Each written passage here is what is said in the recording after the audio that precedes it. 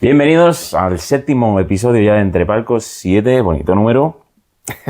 Y hoy, pues bueno, hoy nos vamos a ir un poquito en la máquina del tiempo, vamos a ir para atrás y vamos a viajar a ese fútbol de barro, a ese fútbol de bigotes, de cigarrillos y de botas de hierro, de estos De cuero. Más que duren, ¿no? Sí. Un fútbol sin bar, un fútbol sin peinado de estos chulos, sin gafas de sol como la Miña Mal. Sin reglas, básicamente. Eso, sí, con mucha calle, que al final es de donde viene el fútbol.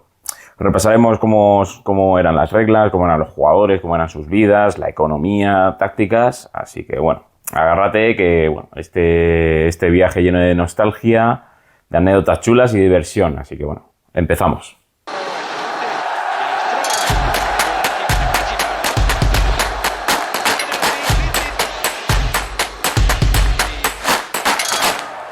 Entre Palcos. Bueno, en la primera sección vamos a hablar un poquito para poner en situación y en antecedentes de cómo era la vida de los jugadores de fútbol, sobre todo en el inicio y en lo que nosotros consideramos que es a partir de donde empieza el fútbol profesional de hoy en día. Es cierto que si os ponéis a buscar un poco en internet vais a encontrar que se jugaba fútbol en China muchísimo antes que la fecha que nosotros vamos a decir, en Japón, que os podéis imaginar que jugar al fútbol jugaban hasta los cromañones con un balón hecho con tripas, ¿vale? Pero creemos que es importante establecer un punto de partida a partir del cual comenzar a narrar la historia. Y hemos decidido que va a ser el siglo XIX, que es cuando en Inglaterra comenzó a popularizarse el fútbol más parecido a lo que tendríamos hoy en día y se fue encaminando hacia la profesionalización. Es importante que entendáis que desde el 1860-50, que es cuando tenemos más o menos los primeros datos, hasta, imaginaos, 1920, hubo un recorrido muy largo y fue una de las primeras etapas y más lentas en las que el fútbol pasó de ser considerado un hobby prácticamente que se jugaba por diversión y por amor al deporte sin querer cobrar y no estaba prohibido, algo de lo que hablaremos después, hasta, pues eso, una profesionalización del equipo, de la equipación, de los estadios, de todo lo que tienes detrás del staff técnico.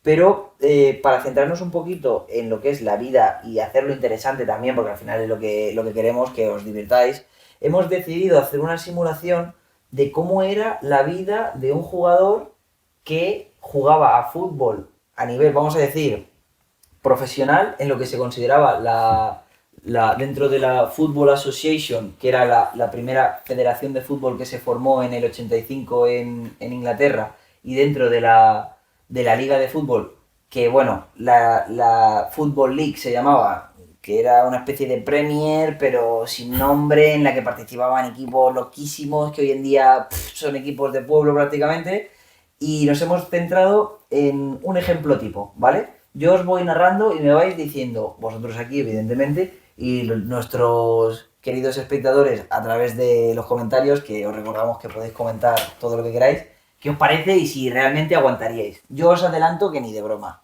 Imposible. Vamos a imaginarnos, como sabemos, en un inicio que jugaba fútbol. El fútbol no era considerado un deporte de ricos. O sea, era un deporte más bien del pueblo y para el pueblo, ¿no? Uh-huh. Entonces, sobre todo de niños, estudiantes o gente que no tenía una ocupación a lo largo del día tan heavy como la de un trabajador. Pero sí que es cierto que había adultos que se querían dedicar a ello o que su pasión llegaba tan lejos que preferían dedicar las únicas horas libres que tenían al día en poder entrenar o poder jugar. Vamos a despertarnos un día normal como hoy, un martes de 1920, o si queréis 1910, a las 5:30 de la mañana. Uf. Buena hora, ¿eh? Hay alguno por aquí que seguro que se va a dormir a esa hora. Pero bueno. Nos levantamos, ¿vale? Somos de clase trabajadora. Por lo tanto, en 1910, en la Inglaterra industrial, no tenemos un chavo. O sea, es para empezar. Todos estamos jodidos. Por lo tanto, no tenemos ni una mansión, no tenemos un chef privado que nos haga la comida, no vamos en coche al trabajo, ni nos llevan. De hecho, la cama es un poco jodida de La dormir. cama probablemente sea de paja y de cartón. o de algo Una o roca. de madera, no muy cómodo. Vivimos en un barrio no muy bonito, lleno de humo por las fábricas, en una casa pequeña con un montón de hijos, pero vamos a desayunar, ¿vale? Nuestro súper desayuno, un té, somos ingleses, pan, con algo de mantequilla o unas gachas, que es básicamente avena con leche ahí hecho... ¿Y ya? cemento. Hay pasta. Ese es tu desayuno, 5 de la mañana, ¿eh? Prefiero ayuno intermitente. Para desayunar Pues, eso.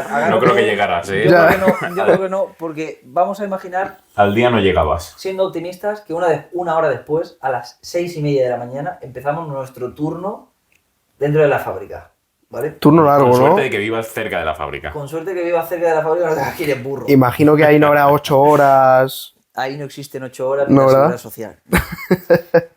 Tenemos un empleo que es el principal, que nos ocupa la mayor parte de nuestro día. Muchas veces vamos a tener que trabajar de lunes a sábado y el domingo va a ser el único día que liberemos porque bajó Jesucristo de a la tierra y dijo que era el día del Señor, ¿vale? Y menos mal. Exacto. Entonces, vamos a trabajar como obreros, como mineros, en las fábricas, como carpinteros. Polifacético. El mejor de nuestras oportunidades quizás es ser cartero.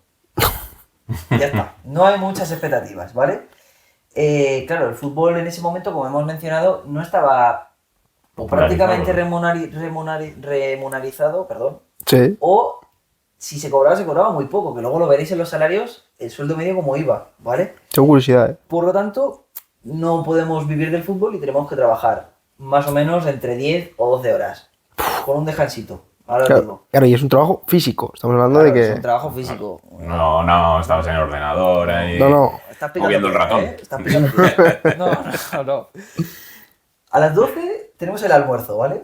Pensad que desde las 6:30 hasta las 12 ya lleva 5 horas y media currando. Y con unas Ya has gachas. parado a las 12.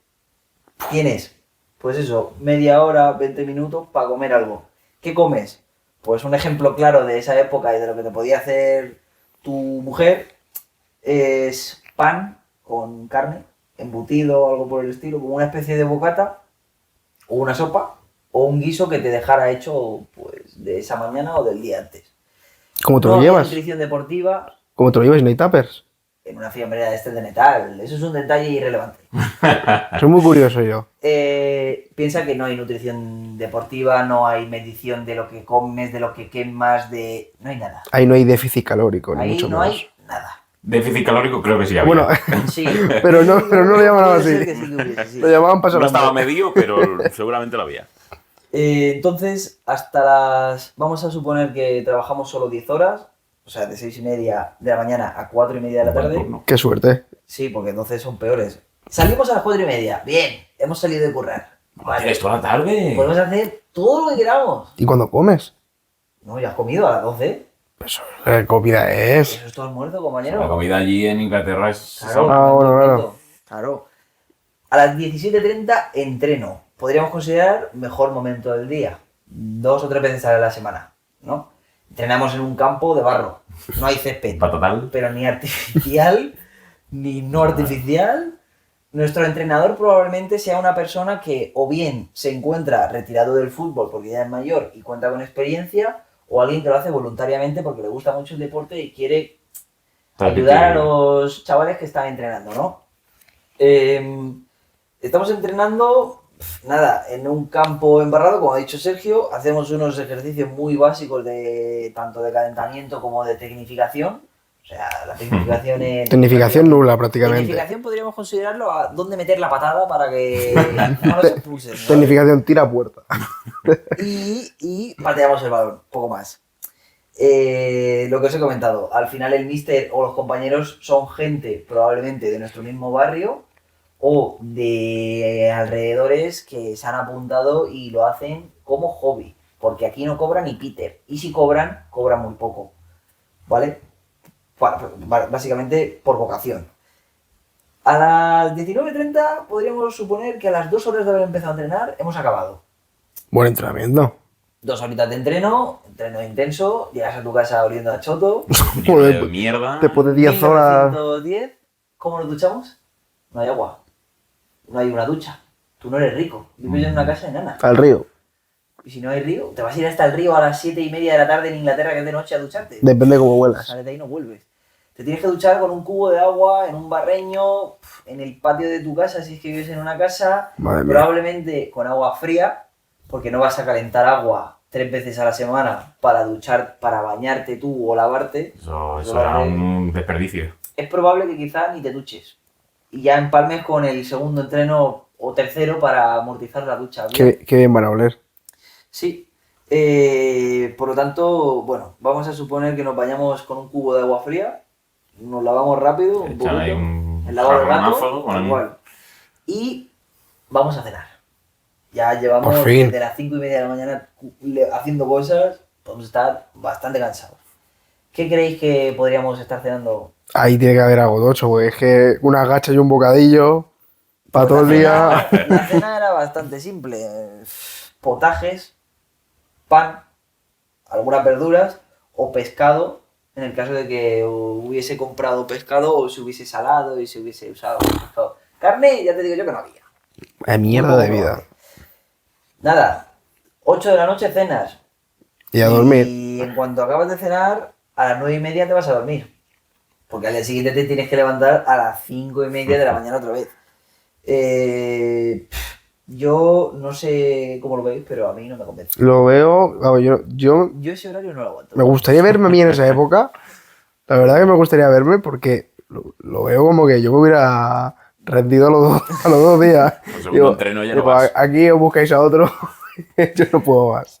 Te habrías...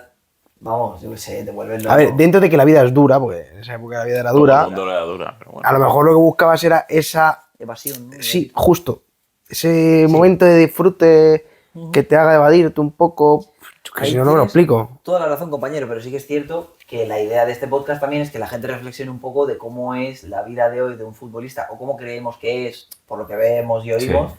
a cómo era antes. O sea, comparar todo lo que ha dicho Víctor con la vida que puede tener cualquier futbolista en la actualidad. El futbolista, su trabajo es Ser futbolista. ser futbolista. Aquí esta gente tenía que tener un segundo trabajo, como muchas veces algunos jugadores de categorías inferiores Ujú. que deben mantener su nivel de vida a través de un segundo trabajo o un primer trabajo y que el fútbol sea un segundo trabajo, ¿no?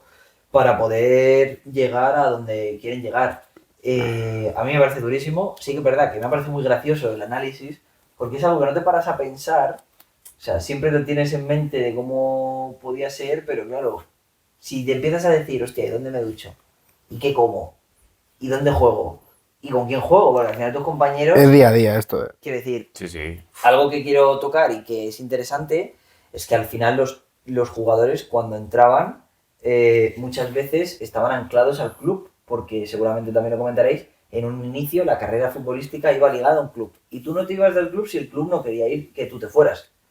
Y los contratos, por ejemplo, tampoco existían, porque como hemos mencionado, en un inicio no estaba bien visto que se cobrara por el fútbol. No. Entonces se hacían chanchullos de todo tipo, era increíble. Además, Por no habría nada regulado, no habría una Nada. federación que dijera este pertenece a este club, Bueno. tiene este año para jugar en este club. En 1885 se fundó la Football Association, que sería una especie de FIFA inicial, muy primogenia, que se creó en Inglaterra y que fue la que legalizó el pago de jugadores tras una presión muy grande y de una cantidad de chanchullos increíbles, porque claro, era algo del estilo, yo soy el director del club, bueno, del club del barrio, y yo veo a Sergio, veo que juega bien, digo, Sergio, vente a jugar con nosotros, y Sergio me dice, ya bueno, yo voy a jugar con vosotros, pero yo tengo que trabajar 12 horas en una fábrica, ¿sabes? Dame algo para que me vaya. Y le digo, vale, como no te puedo pagar porque es ilegal, esto estamos hablando antes de que se legalizara el pago, ¿no?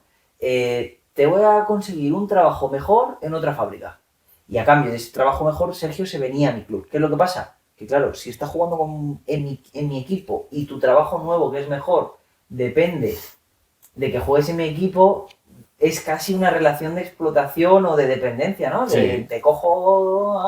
Pero estás condicionado ya aquí. No te vayas al del equipo del barrio de enfrente o el de la ciudad de al lado. A no ser que el de al lado le diga, vente. Por ejemplo. Eso es un ejemplo interesante. Sí, pero que al final, hoy en día, yo creo que más o menos, sin ofrecer ese trabajo, nos ofrecen condiciones económicas mejores, peores, Y yo creo que al final también te liga un poco de esa manera. A ver, es una contraprestación, al Es fin y al cabo. totalmente cierto, pero también hay que reconocer que, joder, por lo menos ahora mismo cobran, ¿no? No, sí, claro. Y si tú te pones cabezón que me voy y que no voy a ir a entrenar, Te quedas sin curro. al final te acabarán echando y te podrás ir como agente libre en el peor de los casos, ¿no? Pero en ese momento que tu curro era lo que de lo que dependía tu familia, estabas tú como para decir que no, ¿sabes? Sí, Pero bueno, totalmente. mencionar, por cierto, que yo me he centrado en Inglaterra porque en su inicio fue donde nació y por lo tanto donde más avances había. Por ejemplo, en España, Italia, el fútbol empezó a cobrar más sentido un poquito más tarde y como consecuencia de ello se empezaron a pagar los primeros salarios más tarde, se empezó a regularizar más tarde. De hecho, la pero primera liga española creo que es en 1929. me Sí, parece. sí. ¿esa fue la que ganó el Recreativo de Huelva? ¿O no? La primera liga no sé quién la ganó. Sí Lo que fue el miramos primer luego, club si quieres. fundado fue el Recreativo de Huelva. Eso, Es me he el- equivocado. Voy a buscarlo. Que tiene pelotas, ¿eh? O Sí, sea, sí. por no faltar el respeto al Recreativo de Huelva, pero que quiere decir, es el primer club que se funda y precisamente hoy no tiene la misma Champions de Madrid, pero bueno. Pero bueno, muy bien. No sé qué os ha parecido esta pequeña sección, yo creo que está guay, es Sí, un buen joder, inicio de podcast. Dejadnos en los comentarios qué opináis de cómo era la vida en ese momento y qué opináis de de los beneficios que tienen ahora de los jugadores y si creéis que es justo lo que dicen a veces de que el salario es retribuido proporcionalmente y que su vida no es tan fácil como se pinta. Bonus clip. El primer campeón de la Liga Española fue el Barcelona. ¿Ah, sí? Toma, ya está ahí. La segunda sección va a ir dedicada pues a ese equipamiento que utilizan los jugadores y es que se ha visto muy condicionado porque a lo largo del tiempo se ha visto condicionado a ello y no tan solo por eso, porque la cultura de cada época así lo requería. Vamos a tocar tres factores, que van a ser las botas, van a ser las camisetas y van a ser los balones de fútbol. ¿Os parece? Perfecto. Vamos a empezar, si queréis, con las botas, y es que, como bien ha dicho Víctor, el principio fue por 1850. Aquí tenemos el dato de que en 1863 quienes practicaban fútbol salían directamente de la obra y jugaban con las botas del trabajo. A ver, es que si no había nada específico, ¿qué vas a hacer? No había ni reglas, algo No tenías, muy... primero, no tenías tiempo de ir ni siquiera a cambiarte a casa. No se había inventado tampoco. Pero aquí el problema no es que vaya con los zapatos del trabajo, porque es que no había ni reglas en ese fútbol, entonces Claro, era algo que muy primitivo. No tenías tiempo, no tenías dinero y no existían las botas. Entonces, Tal cual. joder. Era un calzado súper pesado, súper duro y difícil de manejar. Y no tan solo eso, sino que se hacían daño a sí mismo y hacían daño a sus compañeros. Claro. O sea, Imagínate. para que os hagáis una idea... Las uñas negras tendrían que, vamos. No, ahí... La puntera esa de hierro de... Ahí es donde vamos a ir porque las características de estas botas eran puntas de hierro o cascos de acero, o sea, para que veáis lo que tiene que doler una patada en la espinilla, bueno, es tremendo. Luego no tenían agarre, no tenían cordones, no tenían nada, era un zapato, literalmente, y eran de cuero, o sea, Dios. Y ese cuero llegaba a pesar 1 kilo. O sea, luego Que vais a para levantar ver... ese pie. Luego vais a ver cuál es la diferencia del peso de las botas de ahora, pero es alucinante, o sea, se reduce drásticamente. Bueno, seguimos en el mismo siglo, pero nos vamos hacia 1880 y es cuando llegan los tacos. Vale. Estos tacos se hicieron necesarios porque se necesitaba para no resbalarse con el césped, con suerte si había césped, y bueno, quedarse adherido a él, ¿no? Además que permitían correr mejor en ese tipo de superficies y demás, y siendo ya esta nueva modificación, se logró reducir a medio kilo. Oye, Bueno, te has quitado ahí la mitad de peso. Medio kilo es 1 kilo, Cuidado. también te digo, en esta época las condiciones climatológicas eran muy importantes porque si llovía, volvías al kilo.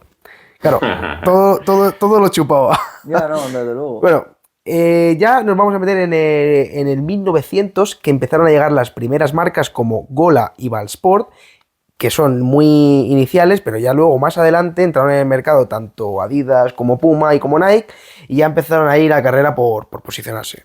Como hemos dicho aquí muchas veces, esto es una carrera de fondo y mira dónde empezó.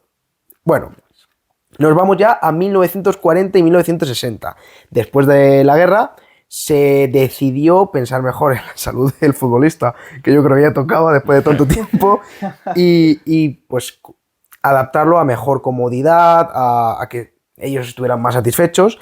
Bueno, pues esos cambios se caracterizaron en tres Uh-huh. aspectos, que son más pequeños, más ligeros y más flexibles. Bueno, Bueno, un cambio muy a favor, Además, muy bueno. La tecnología también avanza y Claro. eso ayuda, como vimos también en un episodio, a que bueno, la indumentaria que utiliza el futbolista pues sea mejor y Sí, más sí, adaptada a lo que es correcto. el juego. De hecho, mira, me gusta que me digas eso de que la tecnología avanza. Aquí no había tanta tecnología, pero Adidas en el año 1950 sacó al mercado los primeros botines con tacos intercambiables. ¿Esto para qué era? Pues para que los futbolistas pudieran tener unas solas zapatillas y pudieran cambiar los tacos en función del estado del césped, con suerte ya hemos dicho, o del terreno y del estado del tiempo. Claro. Tú simplemente te cambiabas los tacos y te permitía tener unas zapatillas, pero con tacos intercambiables, lo que hacía que a los jugadores fuera muy importante su decisión de elegir según qué botas. Por el agarre, ¿no? También y todo eso. Claro, o sea, Lo vas de De teniendo. hecho, a día de hoy lo vemos. Cuando hay un partido ves que se empieza a resbalar uno más de la cuenta, se va al banquillo y se cambia las botas. Exactamente. Hasta el día de hoy eso es importante. Y bueno, hasta este punto estamos hablando de botas de cuero. Estamos ahora ya en 1960. Aquí ya en 1960 se empezaron a entrar ya los colores. Eran pues colores muy, muy básicos que no salían de lo común, pero bueno, tras unos años se pudo conseguir esa mejora estética, porque esto es estética. Bueno, ya entramos en la década de 1980 a 1990, en lo que ya las firmas como Nike, Adidas, Puma y Umbro, que también estaba por allí, comenzaron a firmar contratos con jugadores. A ver, no nos emocionemos, no son los contratos que hay ahora, a lo mejor es simplemente que les regalaban las botas. O sea, Ya. sabemos cómo funciona esto. Y luego ya al inicio de los 2000 entran ya los modelos, que ahora os voy a hacer una pregunta, más representativos para mi gusto del fútbol, que son las Predator de la marca Adidas y las Mercurial de la marca Nike. Yo no sé de qué erais más. Yo te diría Mercurial. Se te han olvidado las Total 90. Las Total 90 antes de eso era... Bueno, también, cierto, clave. cierto. 5 años antes eran clave. Buah, esas fueron mis zapatillas favoritas Sí. por haber No, a mí me visto- gustaban más las Mercurial. Bueno, pero porque son más modernas también, es que es obvio. Pero las Total 90 estaban muy guapas, la verdad. Yo tuve esas zapatillas hasta que borré el 90. Fallo mío, es verdad. Sí, sí. Yo he de decir que era más de las botas Mercurial. Pero bueno. Yo, mira, para jugar, cuando jugaba al fútbol, sí que usaba Adidas. Bueno, no sé, me parecía más cómodo, pero sí que llevaba las Mercurial para la calle. O sea, con los vaqueros puestos y las Mercurial amarillas. Por si se prende en fútbol. Por si se te planteaba y uno rápido. Yo lo dije ya en un podcast, pero es que yo me notaba con mejor calidad con las botas Nike. Te lo juro, no sé. Sí. O sea, me ponía unas Adidas y me notaba como que era un jugador muy... te voy a pegar un palazo. Y con las Nike digo, mira, te voy a hacer un regate, fíjate. Era pelo pincho con gomina, Tal una cual. camisa que te ponía tu madre, que esto para qué, unos vaqueros y las Las Mercurial moradas, las amarillas. Sí. Fucsia, había de colores. Eso sí que era una gama de colores. Vas Y al bueno, bautizo, pero vas elegante, ¿sabes? bueno, vas preparado. Qué elegante. Bueno, pues ahora, ya después de este cambio, entramos ya en el siglo XXI, pues es posible fabricar los zapatos adaptados al propio deportista. Estamos hablando de que se pueden fabricar zapatillas con diferentes materiales en según qué zonas. A lo mejor la punta es de una manera y el tacón de otra. Esto todo en base a las necesidades del deportista. Y luego, cuando se hace una bota personalizada a un deportista, se tienen en cuenta, bueno, varias cosas, os las cuento. Lo primero, la posición. No es lo mismo, a lo mejor necesitas una bota más adaptada a la rapidez para unos delanteros O para un portero, o para ¿no? un portero Ya. que a lo mejor prioriza más el salto y necesita pues tener esa comodidad. Entonces, ese es un punto. Luego, ajustados a las tendencias de moda, porque evidentemente Como evidentemente te tendrás que poner lo que luego también se pueda vender, no solo lo que te fabriquen a ti, ¿no? no, eso está ¿O qué claro. quieres? No, yo me refiero a en la moda, o sea, tú Pero ya- hablando de botas de fútbol. sí, claro, estamos ya hablando del Ya, siglo pero XXI, entonces... La moda es la que tenemos ahora, son botas muy estrechas, el pie va muy recogido, pesan muy poco y luego los diseños, pues hay de todo, pero al final son colores muy llamativos y... No, claro, sí, justo por eso digo que ya cuando se adapta, pues a lo mejor el deportista te dice, pues mira, yo soy mucho de verde fosforito. Pues sí, al final si solo Sí. hay un jugador, luego, sí. aquí, lo que decía antes, el peso. Se llegaron a reducir hasta 200 gramos y han llegado a pesar algunas 97 gramos. Pensar que estábamos en un kilo hace... Hace nada, ¿eh? Bueno, hace nada, hace una década, ¿no? Pero bueno, se ha reducido drásticamente. Una década. Nada, no, cabrón. O sea, una década... 100 años, Un 100 años, siglo, un siglo. perdón, un siglo.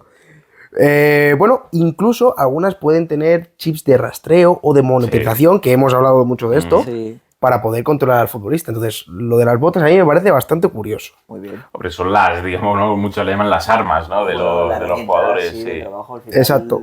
La ropa tiene que ser cómoda, pero es muy parecida a nivel de lo que es equipación de los equipos, Sí. ¿no? La bota te puede marcar una diferencia muy grande, como el tema de Cucurella cuando se resbalaba con las Claro. Puma nuevas estas. Hostia, eso es tremendo. Muchas veces lo hemos visto. Las tiró a la jugadores basura que y todo. Estrenan, sí, no veas la que lió con Puma. Estrenan zapas, se resbalan, no son cómodas, se tienen que acostumbrar a ellas, quizás Sí. en un inicio son muy rígidas. No sé. Bueno, hemos hablado de las armas, luego pasaremos a la herramienta, que es el balón de fútbol, pero vamos también a la estética, vamos a la ropa, a las camisetas, ¿no? Y es que, mira, como dato curioso, el 26 de diciembre de 1860 se jugó lo que para lo más oficial que hay hasta el momento es el primer partido de fútbol, que es en la ciudad inglesa de Sheffield, el Sheffield United contra el Hallam. ¿Por qué este dato es curioso? Porque si queremos irnos a las primeras equipaciones, tendremos que ver qué equipaciones usaron en ese partido, ¿no? Bueno, pues durante los primeros años y en este partido las camisetas eran de manga larga, los pantalones estaban por debajo de las rodillas, no existían medias y eran calcetines con unas botas de cuero. O sea, Sí. lo más básico que se podía. Y luego ya sí que es verdad que a principios del siglo XX pues las camisetas se parecían más a lo que solemos usar en la actualidad. Sí que es verdad que por ejemplo, se redujo el tamaño del pantalón hasta por encima de la rodilla, algo más corto, y ya sí que se implementaban las medias y empezaron a entrar los tacos. Es decir, este cambio sí que es verdad que fue en menos tiempo, que las botas tardaron mucho más en evolucionar, y el balón aún más, eso os lo tengo que decir. Pero bueno, ya se empezaban a usar pues estampados con rayas, el símbolo del equipo y algún tipo de identificación para que pudiéramos detectar a qué jugador estamos viendo. No, pues imagino que antes, o sea, ni siquiera iban del mismo color. No, Los equipos. claro. Entonces, vamos a jugar aquí. Algo parecido, tú que vas azul Como- oscuro y tú como en el- azul claro, pues yo de rojo. Soy colores azules y ya está. ¿no? Como cuando echaba la pachanga en el parque. Tal Aquí cual. cada uno, tú vas con este, con y ya te apañas. Si se la pasas al otro, Levantar la mano. La has mirado, pues ya Sí, está. Bueno, estamos hablando de que hasta entonces se fabricaba con fibras naturales duraderas. Esto hacía que la camiseta pues fuera bastante pesada en comparación con las actuales. Y bueno, algo muy característico de estas camisetas es que tenían cordones en el cuello, ¿vale? Y ya cuando llegamos a los años 70 empezó el gran cambio porque entraron las telas sintéticas que reducían mucho el peso de la camiseta y además era mucho más cómoda para los jugadores, y entramos ya en el cuello de pico, el cuello circular que solemos ver pues ahora, Nosotros te tendría que ahogar aquí el cuello pegado. con cordones. Con Encima que cordones, rasparía aquí. madre mía. sudando, imagínate un algodón o algo así, sudado, Tendría pesa que picar un eso. huevo, de manga larga. Es que con todo lo que estoy contando yo y con lo que cuentas tú, Tranquila. ¿quién coño quería jugar al fútbol? Sí, hay que estar un poco loco, para querer jugar. Dato curioso, en el 60 y en el 70 las selecciones empezaron a adoptar los colores que les predominaban. Y pues nuestra Españita ya empezaba con su camiseta de color rojo y su pantalón de color azul. Bueno, Y bueno, sí. ya, lo que hemos dicho de los escudos y demás. Y bueno, ya pues en los años 80 empezó el boom del patrocinio, de lo económico, podemos decirlo así, y todas las marcas deportivas pues empezaron a colaborar con los equipos y aparecer en sus camisetas. Y actualmente es muy raro ver un equipo que no tiene firmado un patrocinio con alguna marca de que les haga sus camisetas, sus equipamientos. Claro, hombre. Parte importante de la economía de un club, de una federación. Sí, y además estas camisetas que estamos hablando ahora de los 80, 70, 90, se llaman ahora camisetas vintage. Entonces son algo muy cotizado por coleccionistas y los tienen como piezas de oro. O sea, si tenéis alguna camiseta de estas, Sí, sí, si la ponéis a la venta, si no tenéis mucho cariño y la queréis poner a la venta, os pueden dar una buena pasta, ¿eh? El otro día os dije que vi una tienda de camisetas vintage y que te valía la más barata 120, 130 euros, que es como una nueva ahora. Ya ves. O sea, sea, Sí, sí, que sí. a lo mejor en su día comprarte la camiseta pues, costaba 30 euros. La camiseta de tu equipo, y ahora, pues 20, 30 años después, te cuesta 120. Sí, sí, sí. Todavía. Qué Así que barbaridad. los que compréis camisetas ahora, os recomiendo que las guardéis, porque dentro de 20 años, quién sabe si alguien Pero hay vendrá y que dice, guardarla en "Pa". buenas condiciones. También. Si la sacas del armario y se cae a cachos el número, igual ya no te ofrecen tanto dinero. Y aún así algo darán, pero bueno. Bueno, pues ya se empezaron a patrocinar, pues eran patrocinios como no vamos a ver patrocinios como los que le hacen a Neymar, Cristiano, Messi. Eran muy simples de la época, que lo podemos analizar si queréis, dejárnoslo en comentarios. Pero en el año 90, que es ya donde vamos a terminar esto de las camisetas, se produjeron los mejores avances de diseño, ya que ya no se consideraban solo rayas lisas o bueno... Empezaron a innovar, ¿no? Sí, empezaron a hacer combinaciones de rayas, símbolos, identificaciones de marca, pues la publicidad se asentó como algo primordial y querían hacer algo vistoso y algo pues mucho más original y pues el diseño Pues lo cambió. que vemos, yo creo, ahora, temporada tras temporada, se ha filtrado una nueva camiseta, esta es muy diferente, esta no me gusta, esta lleva un color que no representa al club, aficionados no les gusta, otros que sí. Bueno, Bueno, todo eso Exacto. ya... en un Bueno. inicio la pintaban a brocha. Y ya está. Vamos ahora sí con los balones. Esto de los balones a mí me vuelve loco. A mí me parece muy curioso, ¿eh? Es el que más ganas tengo de oír, la verdad. Sí, pues mira, te voy a Creo empezar que- con un dato que a lo mejor te vuela la cabeza. ¿Sabes dónde se data, según investigaciones historiadores, el primer balón de fútbol? En egipcio. En Vamos a ver, China, Egipto, en el siglo IV antes de Cristo. ¿Chino, lo que he dicho yo? Antes de Cristo, ¿eh? Ya, pero yo he visto lo de los chinos, pero claro. Y era- Egipto- Una pelota de cuero rellena de raíces y utilizada para fines militares. Sí, hombre. ¿Que era un balón de medicinal o qué? Pues no tengo ni idea, pero ese es el considerado el primer balón de fútbol de la historia. Siglo IV antes de Cristo. Hasta que un chino de repente le dio una pata y dijo, hostia, Esto ya Tal no. cual. esto es ¿eh? fútbol. Entonces, Fue al capitán en la cabeza y dijo, madre mía, la que he liado. Entonces, el fútbol, que sepáis que no nació en Inglaterra, nació en China antes de que Jesús naciera. No. Bueno, si nos vamos ya a datos futbolísticos, pues nos vamos a mediados del siglo XIX y los primeros balones de fútbol, atentos, estaban fabricados con vejigas de cerdo. Claro, con tripas, casi. Ah, no, vejigas. Sí, vejigas. Y bueno, pues el problema de esto, pues que no derivaban en formas del todo esféricas y pues provocaba movimientos Tendría más picos. pues el balón. bastante inestables, ¿no? Iba el Entre el balón. terreno del juego y el balón, no sabía dónde iba el balón, tío. le Ahí, pegaba un bote. ahí el que era bueno no lo podía demostrar.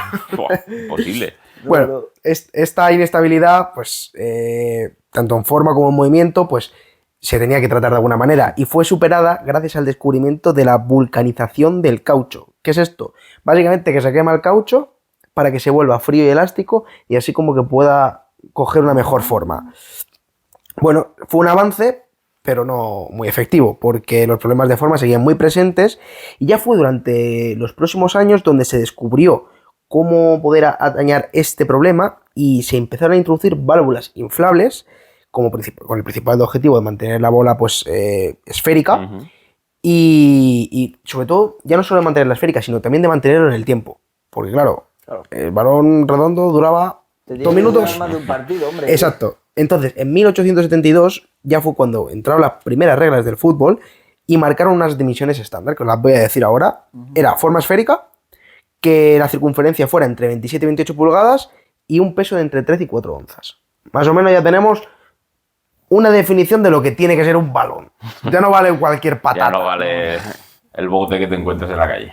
Bueno, pues los siguientes años pues siguieron creando balones con la finalidad de eliminar imperfecciones y tal, pero el mismo patrón se repetía. El problema era pues esa inestabilidad que ya se consiguió mejor con las válvulas inflables, pero también otro factor importante era el color. Era un color marrón, era un balón de cuero. Claro. O sea, eso sigue siendo así. Y pues cosido con gajos de cuero y demás. Entonces, ya en el año 1970 supuso una verdadera revolución, ya que se crea, ojo, que esto a muchos nostálgicos les recordarán, el primer balón formado con pentágonos.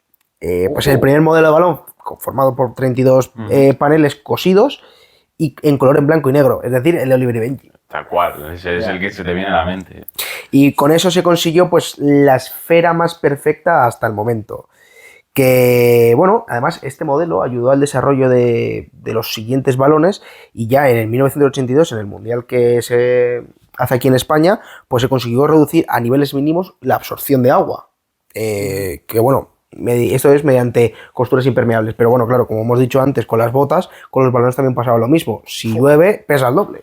Para darle una Levanta patada, pulso, ¿eh? le das un volardo, como si fuera un volardo de eso de la Una calle. vaselina con eso, macho. Me río yo de mi casa. Bueno, y ya 4 años después, para el Mundial de 1986, el del Diego, eso hay que decirlo siempre, se hace el primer balón sintético, por lo que permitió que tuvieran pues, esa mayor durabilidad, que lo hemos dicho antes, y luego pues también mejor capacidad de respuesta, es decir, te hacía más caso. Y ya a partir de este balón, que sí que ya es una transformación y una evolución bastante grande, llegamos al 2006, ya no tanto de uso, sino de estético, que se empezaron a eliminar los pentágonos y se hacían superficies casi lisas, ¿vale? Que permitían un mayor control del balón y demás. Y aquí entra pues el balón de 2006, que es el Team Geist, y el balón de 2010, el Jabulani. O sea, ya empezamos no dobla, en ese... viejo, decía Maradona. ese día. No dobla, porque era seleccionador en el Mundial de Argentina. Yo probé este balón de entrenamiento, no dobla, viejo, decía. Pues mira, vamos a irnos a otro histórico. Iker Casillas dice que literalmente el Jabulani era como un balón de playa. O sea, no sabía por dónde No iba. dobla, no dobla. Sigo para arriba. A mí ese balón me encantaba, de Pues, decirlo. A ver, a ellos no, pues Claro, se pero escapa su tú, técnica, La fuerza de un pero- niño tampoco es la misma que la de pero un- tú le pegabas un pepado y Eso hacía... iba... Ya, claro. Claro, te sentías Dios. Bueno, pues no sé qué opináis de la evolución de esta vestimenta, de este equipamiento que eres tan necesario en todos los deportes. Pues hemos empezado desde lo más bajo hasta lo más superior que hemos podido conseguir y seguro que va a ir a más, pero no sé qué os parece, vamos, a mí me parece que la evolución es drástica en relativamente poco tiempo. Sí. Sí. Y esto yo creo que nos pone también a decir, a ver, en 40, 30 años, ¿cómo está la cosa, ¿no? Pues a lo mejor tienes botas que te juegan solo, quién Sí, sabe. es una locura. Pero eso lo veremos en otro programa porque ahora estamos en el siglo pasado del fútbol. Y pasamos ahora a la tercera sección de cómo era el fútbol antes, ya centrándonos en las reglas, que hay reglas muy locas que ahora os voy a decir, y en las tácticas. Ya veréis también que era un fútbol al principio muy anárquico y muy a lo loco. Si queréis pasamos primero con las reglas que me han parecido curiosas, porque en primer lugar el fútbol se estableció con, creo que me parece que eran 13 reglas, de las cuales algunas sí que no ha habido tanto, no se han transformado tanto, pero algunas eran bastante locas y seguro que muchos no lo vais a saber. En primer lugar, el gol, ¿cómo se conseguía? ¿Vale? Todo el mundo sabe que el gol es cuando pasa la línea de gol, el balón es gol, ¿vale?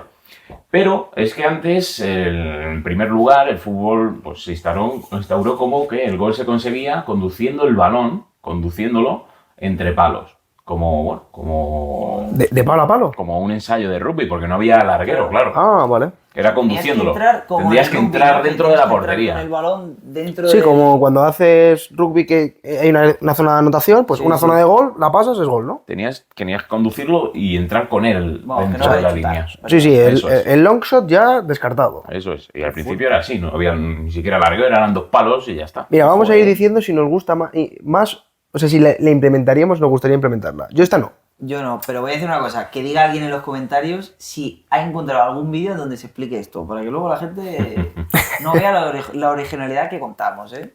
Otra más, otra que es un poco loca también, me parece brutal, y esta a lo mejor sí que queréis que se instaure. Cuando el balón salía de banda, por fuera saque de banda, bueno, no era un saque de banda, era un sacaba el primero que cogía el balón.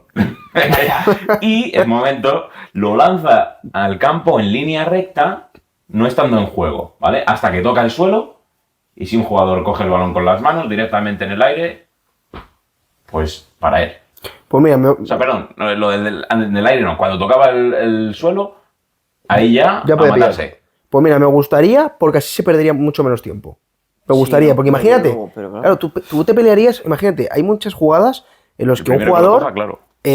va corriendo al córner para que no sea córner y que sea saque de banda. Claro, pues si la dejas en saque de banda y es para el otro, cuidado. O sea, No, y las veces que hemos visto de gente que pierde el tiempo a la hora de sacar, porque va implementamos ganando. esta. Esta yo te la compro. Esta de meterla al También te campo, digo. el primero que llegue la Show. mete al campo y en cuanto bote se juega. Show Iba a haber tan gana, una media de perfecto. expulsiones de un tío por partido, ¿eh? Solo con esto. Esto perfecto. Tremendo, ¿eh? Estaba para Esta adentro. me ha parecido muy Sí, guapa. no, desde luego. Más, a ver qué tenemos por aquí. Si un jugador coge el balón con las manos, ¿vale? Directamente en el aire, que es lo que os decía antes, ¿Vale? y lo reclama clavándolo el balón en la tierra, es que es una locura. Tiene derecho a tiro libre. O sea, si hay un balón alto... Yo pego un tú- balonazo, ¿no? Claro. Va volando el balón por arriba. Y lo pillas tú. Tú saltas en el aire, lo coges, lo metes aquí al suelo, tienes una falta para tirar. Pero eso que era como el rugby casi y el baloncesto. Era una suma, era una jugar suma. al baloncesto, otro jugar a básquet. Era una locura. Pues ahí seguro que la táctica estaba en los saltos, que era lo que pillaban todas las bolas. No, y que el balón fuera Y lo raso rápido. todo el rato. Raso y correr a la tanda a sacar. Qué locura eso, ¿eh? Qué fuerte, ¿No te imaginas? Saca el portero. Lo de clavarlo en No, no. la tierra. Claro, y ahí no te pueden hacer falta mientras tú estás poniendo el balón. Es verdad. Tú imagínate que saca el portero, coge el delantero, al borde del área, toma, aquí, tiro de aquí. Tremendo. ¿Implementamos esta? Esto es una locura. Esta es muy buena. Yo sí la meto. Yo no. Mira, Esto es una locura. Es que el problema es que se jugaría mucho más con la mano que con el pie, tío. Sí, Ya. que era como casi un híbrido de... Sí, no. Era un balón mano, balón. Aunque pie. bueno, estaban prohibidas todas las manos, en principio eran todo lo que te daban la mano, excepto si tras botar el balón en el suelo, se puede coger con las manos y pasarlo. O sea, si botaba, si botaba lo podías coger con la mano y pasar. Eso no es Si fútbol. te daba tío. la mano, no. O sea, si te daba el balón en la mano, no. Pero si botaba y lo cogías con la mano, Nada. Es que no, yo veo- no volvíamos aquí a jugar Eh, al Esta va al fuera. balonmano. Esta no. Pillaba un bache del patatal con encima un huevo del balón porque el balón iba volado. te llega el balón. El balón hacía pimba. Oye, pues fuera coñas, igual lo hacían eso y dice, jugar 90 minutos o los minutos que jugasen Claro, es que tú con esa imagínate, dureza del balón y con estos pies que no podían tenemos. dar un pase raso ni quisieran, entonces No. tenían que Sí, hacer sí, algo. para moverlo más rápido y Claro. tal. Ahora sí, esta no va. Tiene sentido que la pusieran por lo que tú dices, pero no la vamos a meter. Ahora no, ahora que están las Esta cosas no. mejor. Sí, hay que controlar. Hay una cada show, de momento las demás no la metemos. Y hasta aquí, bueno, otra es un poco relacionada con las dimensiones, que eran dimensiones, un baremo de dimensiones mucho más largas que las de ahora, mucho más grandes, y luego ya lo redujeron. Fíjate que yo había Imagínate. dicho que ¿Cómo? eran más pequeños los campos que hoy en día. Es que como estaba un poco cansado, pues le ponían a correr. Claro. Como era fácil correr Claro, en joder. ese campo, pues claro. O sea, tú imagínate hacer las medidas perfectas en un patatal. Apáñatelas, ¿el patatal lo que es? Ya está.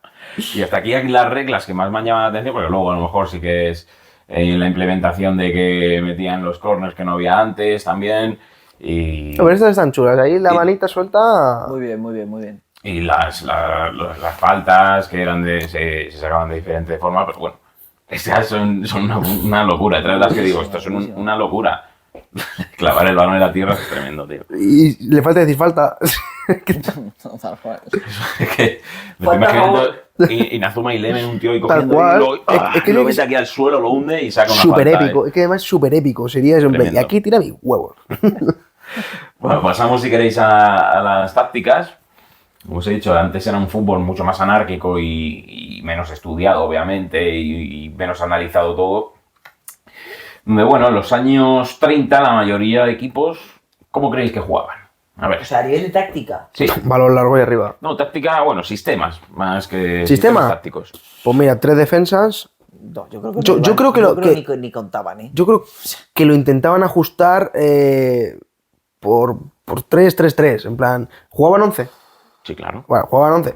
Pues yo creo que metían 3-3-3 y uno que se moviera libre. Pero 3 y 1 son 10. Claro, Y el más que portero portero. 11. Portero, vale.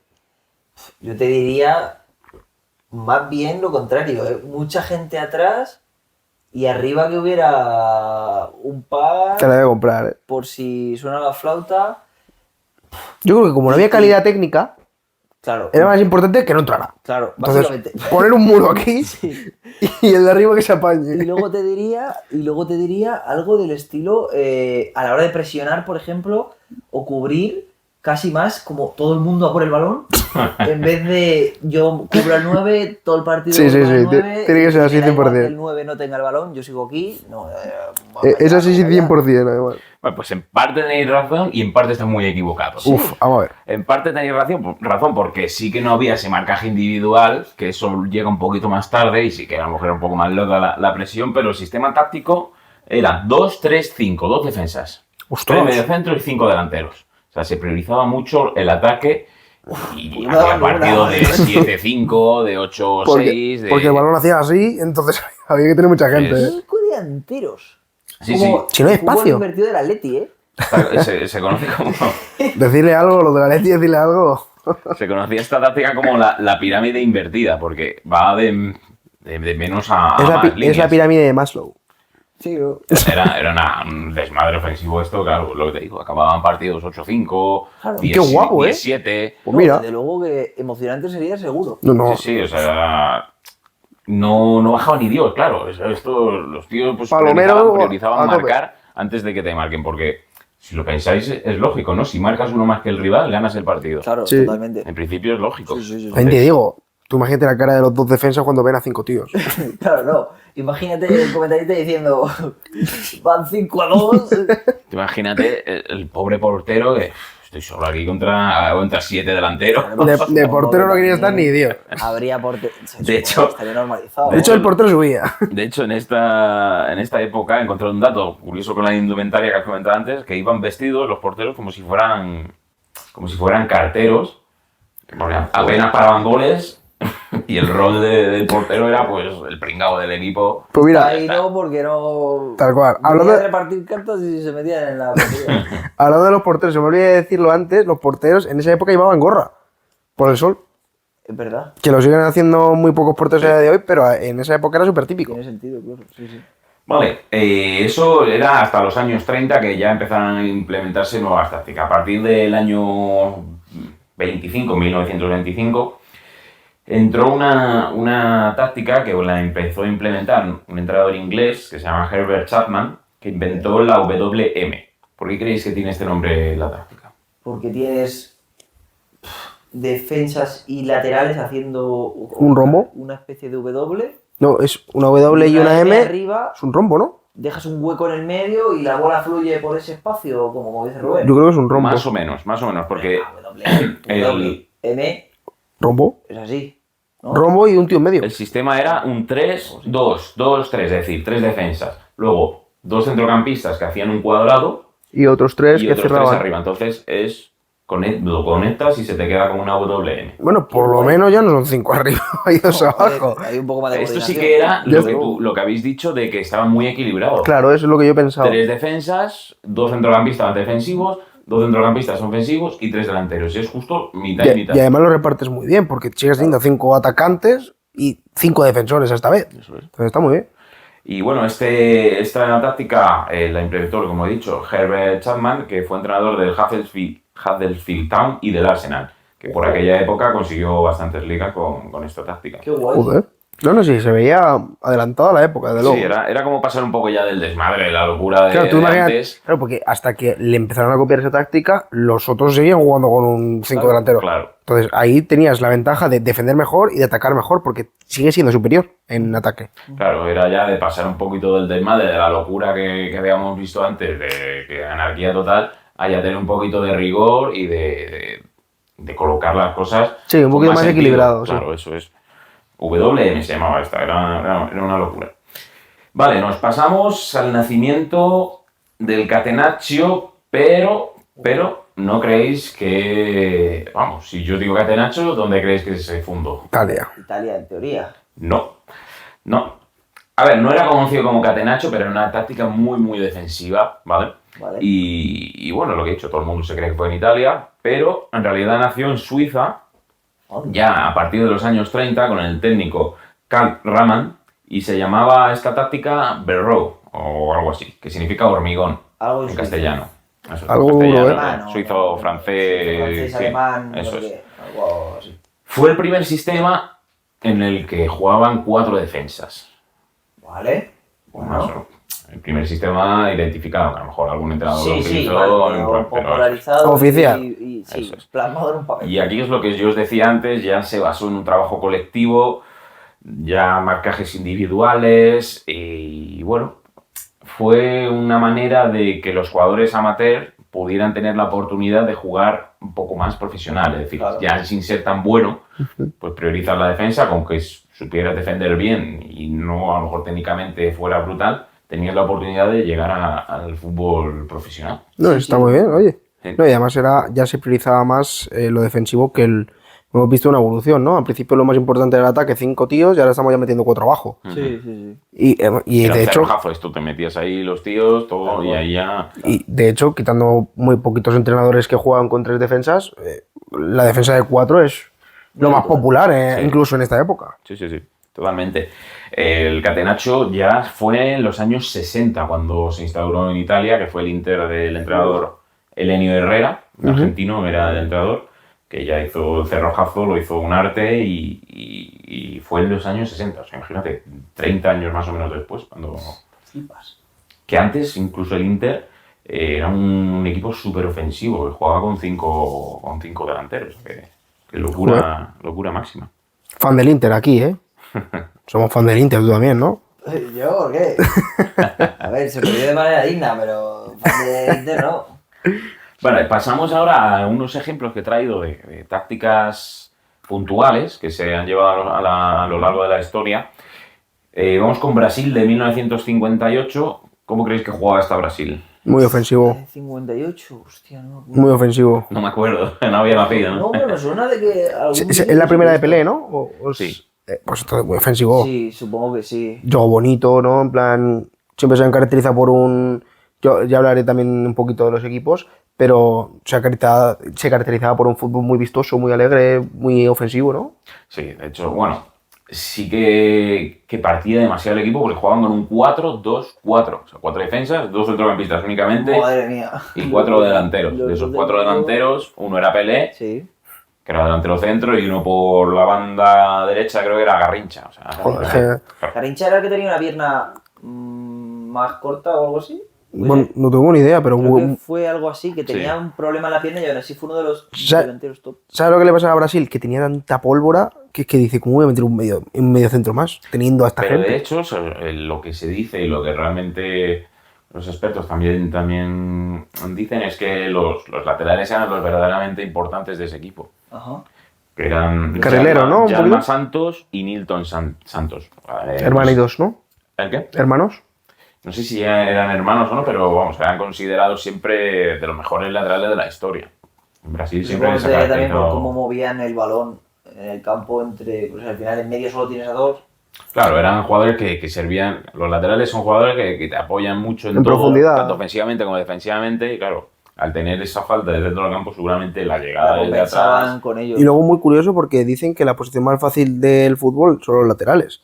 Pero Sí, en verdad, realidad sí, son sí, los sí. que más Son se los más matan. importantes. Sí. Y ahora en el fútbol moderno lo podemos ver también. Tapan centros, te los ponen, defensivos, ofensivos, te pueden meter por dentro. Sí, sí. Vale, vamos ahora con el Uruguay de 1950, aquel mundial que ganó, con el famoso maracanazo, Sí. que eliminó a Brasil. Brasil Sí. en el estadio mítico. ¿Cómo creéis que jugaba este equipo? Estamos hablando de formaciones, ¿no? Sí, Hemos dicho que Brasil muy ofensivo, Uruguay más defensivo quizá. este equipo era muy defensivo. Seis defensas, había más decidido. defensivo. Utilizaba 5, pero sí que es verdad. Que bajaban, se replegaban muy bien, ¿no? Eso es, ¿no? sí que metían la línea de 4, ¿vale? Y un líbero por detrás. Que eso por sí que detrás se de la utilizaba. línea. Eso es. 4 defensas y luego un central o líbero que lo metían por detrás para llegar a las coberturas de toda Claro. la línea defensiva. Madre mía. Claro, eso te madre quita mía. peso en el medio o en el ataque. Ya. Claro. Y pues eso, era un equipo súper cerrado que, bueno, sí que fue un poco, yo creo, digamos, el embrión, ¿no? del fútbol moderno defensivo. Atlético de Madrid, Inter, Sí, equipos muy italianos defensivos Se que cierran y le funciona cierran bien. y Salen a funcionan. la contra. Claro. Ganó un mundial. Ganó un mundial eliminando a Brasil en los años 50. De las mejores. No estaba- No era la mejor Brasil, pero. no estaba Pelé, pero Pero, joder, igualmente pero igualmente. jugadores técnicamente muy buenos y A Brasil hay que tenerla en cuenta en cualquier momento de la historia. los secaron. O sea que son tácticas que, bueno, se utilizaban, no eran muy habituales, pero que, hostia, en el caso de Brasil muy ofensiva y Uruguay muy defensiva, le llegaron a ganar mundiales. Importante esto. Y bueno, esto es un poco repaso a las tácticas. Sí que es verdad que luego Hay muchas más. evolución, muchísimas, sobre todo a la era moderna, que sí, Tiki-taka. que si 3 centrales, que si no sé qué, entonces bueno. Pero yo he querido fijarme un poco en el comienzo, en estas 3-4 tácticas Muy bien. del principio y bueno, sobre todo también las reglas que me han parecido muy curiosas y muy divertidas, porque en principio solo iba a hablar de las tácticas, pero digo, claro, Las tácticas a veces Funcionan también con las reglas. vienen porque cambian las reglas. De hecho, no lo he comentado en la WM, que hemos hablado antes, es porque hubo un cambio en el fuera de juego, no exactamente sé cuál, pero creo que antes el fuera de juego, ahora es si estás por detrás del último defensa, Sí. pero antes era si estabas por detrás y había dos defensas, es decir, no solo uno. Ah, vale. ¿Entendéis? Entonces, al cambiar esa regla, se benefició este entrenador, se dio cuenta y empezó a ganar. O sea que las reglas y las tácticas al final Sí, bueno. van muy de la mano. No, a mí me gusta mucho cómo lo has enfocado, porque yo sí que es verdad que cuando nosotros nos proponemos los puntos, nos los repartimos un poco, y a mí este punto me parece interesante, porque yo había visto un vídeo de un equipo que literalmente ponía un jugador en medio, le hacían un círculo y avanzaban. Y claro, nadie podía entrar en el círculo. ¿Dónde estaba él, no? No, o sea, en plan, el jugador avanza, pero... Ya, pero totalmente cerrado, o sea, protegido, ¿no? Sí, exacto. Y digo, buah, yo lo enfocaría por aquí, pero me gusta cómo lo has enfocado tú, porque creo que así es como realmente se ve la evolución Sí. de verdad y de las alineaciones, sobre todo. Luego también comentar también la Holanda de los 70, Era lo que te iba a decir, la de Cruyff, el fútbol total. Que van todos ahí a todos, piñón. sí, si habéis ¿no? visto Era una vídeos, locura, tío. Yo he visto el vídeo y decía, pero no entiendo. o sea, van al como final, locos. Pero no entiendo, o sea, quiero decir, Eso es presión, pero eso todo... es ir a morder muerte. al rival. Tú imagínate, tienes el balón Ya. y ves que vienen 11 tíos, Ya, ¿sabes qué hacer claro. con el balón? Yo creo que la clave era que no dejarle pensar Claro, es que ahí el problema es si el jugador es muy bueno y te consigue ver un hueco cuando van Sí. 5 tíos a por él, Pero es muy te genera una superioridad. Pero es que en ese momento te vienen 5 Rottweilers, o sea, ¿qué haces?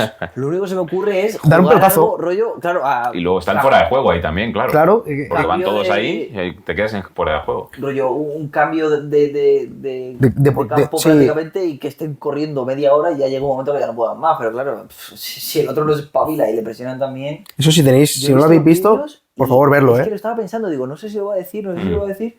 Para mí ese era el más sorprendente de decir, joder, encima, ¿qué dices? Es la Holanda de Cruyff. Sí, que es la era moderna, digamos. Sí, más... de hecho- Están jugando en el patio del colegio, jugábamos así. Sí, sí. Que- Bueno, como podéis ver, Sergio lo ha enfocado así, pero también podemos hablar de este Sí, punto. Si os vamos, gusta, aquí- si le dais mucho cariño a este vídeo, pues podemos también analizar esas tácticas locas más enfocadas en, pues, Totalmente, en esto. en- Totalmente. Además hay un montón que analizar, así que si queréis os lo traemos. Y ahora, siguiente sección. Si os digo grados de cemento, si os digo bocatas envuelto en papel de periódico, si os digo campos que parecían pistas de motocross, seguro que ya muchos sabéis de qué vamos a hablar. Obviamente, hablando del pasado del fútbol y de la historia del fútbol. Vamos a viajar a aquellos estadios de antes donde el fútbol olía a puro. Se comían pipas. Comían pipas. Comían pipas. Sí, sí. La hierba no sé si olía mucho. Bueno, depende de la hierba. Pero bueno, cuando había esa esencia de fútbol. Vamos primero a hablar de la capacidad y de la estructura de los estadios de antes. Venga. Muchos estadios eran enormes, eran una barbaridad, pero muy poco seguros. Eso hay que tenerlo en cuenta. Onda. Sí, eso es cierto. Eso... O sea, a nivel de infraestructura. Creo que dicen, ¿no? tenían más aforo antes que ahora, pero claro, eran menos seguros, ¿no? Eso es. Se priorizaba meter gente a lo loco antes del confort y de la seguridad de los espectadores. La experiencia del usuario aquí se la pasaban Sí, sí. por... Nula, ¿no? Era O sea, nula. Sí, sí. Vamos con unos ejemplos. Maracaná tiene el récord histórico de espectadores en el Mundial de 1950. Sobrepasó los 100.000, ¿no? ¿Cuánto crees? Venga, Pues, una puja. Voy a decir 110. No, más. ¿Más? Porque creo que el Barça llegó a tener 120. 135. A ver, oficialmente los que seguramente eran más. Seguramente. Oficialmente, ¿no? los Lo que que se- se recogieron fueron 199.854 espectadores. Y vivir ese partido tuvo que ser la... 200.000 personas. Y se cree que superó los 220.000. ¡Dios! Tú imagínate eso. 110. Pues yo qué sé, tío, me pongo a pensar así en lo lógico, pero ¡buah! Lo que sería vivir ese partido, es que no se escucharía nada, solo el barullo de la gente. Dios, qué barbaridad. ¡Buah! Y encima el maracanazo de Uruguay. Guau, guau, guau, guau. Bueno, Otra época, es que otra época. barbaridad. Volvemos a la nostalgia, Qué ¿eh? locura, ¿eh? Ojalá haberla vivido, tío. Eso es tremendo, ¿eh? Eso es... A ver, no sé si haberlo vivido porque a lo mejor te asfixiabas o Tal no cual. sé. Pero a ver, para un futbolero yo creo que eso tiene que ser... No, sí, pero claro, estar pegado Ya, al eso lado sí, de muy agobiante. cuatro tíos. Ahí hace Idealmente- calor y hay humedad. Idealmente Tampoco- éramos las cariocas. Brasil, verano. Calor. Sí, Olía un poquito a sí, sí. favela. Vale, nos vamos al Estadio Azteca, que también en su día superó los 120.000 espectadores allí Oh, qué barbaridad. en México.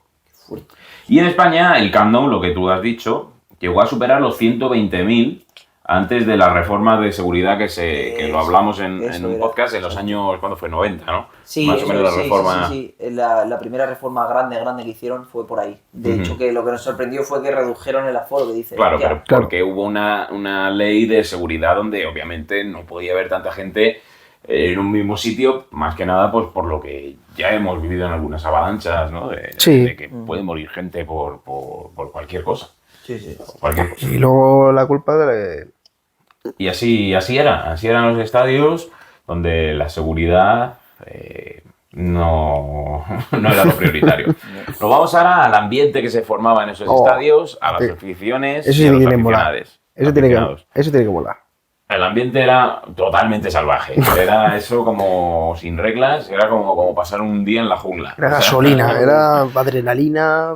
Era pasar un día en la jungla. O Qué sea, barbaridad. lo más parecido a eso. Bengalas, rollos de papel que se tiraban al campo. Sí, Yo no sé no. por qué tiraban rollos de papel. Si tiraban cabezas de cerdo que le Sí, tiraron pero una A lo, rollo mejor, de papel. a lo mejor porque el rollo de papel, según lo estás tirando, Claro, va haciendo hace como el una- efecto. ¿Cómo se llama? Quedaba guapo, ¿no? Sí. Serpentinas esas, ¿no? Sí, Que las justo. En plan, yo creo que se iba abriendo y se iba abriendo una cola. Bueno, por rollo de papel.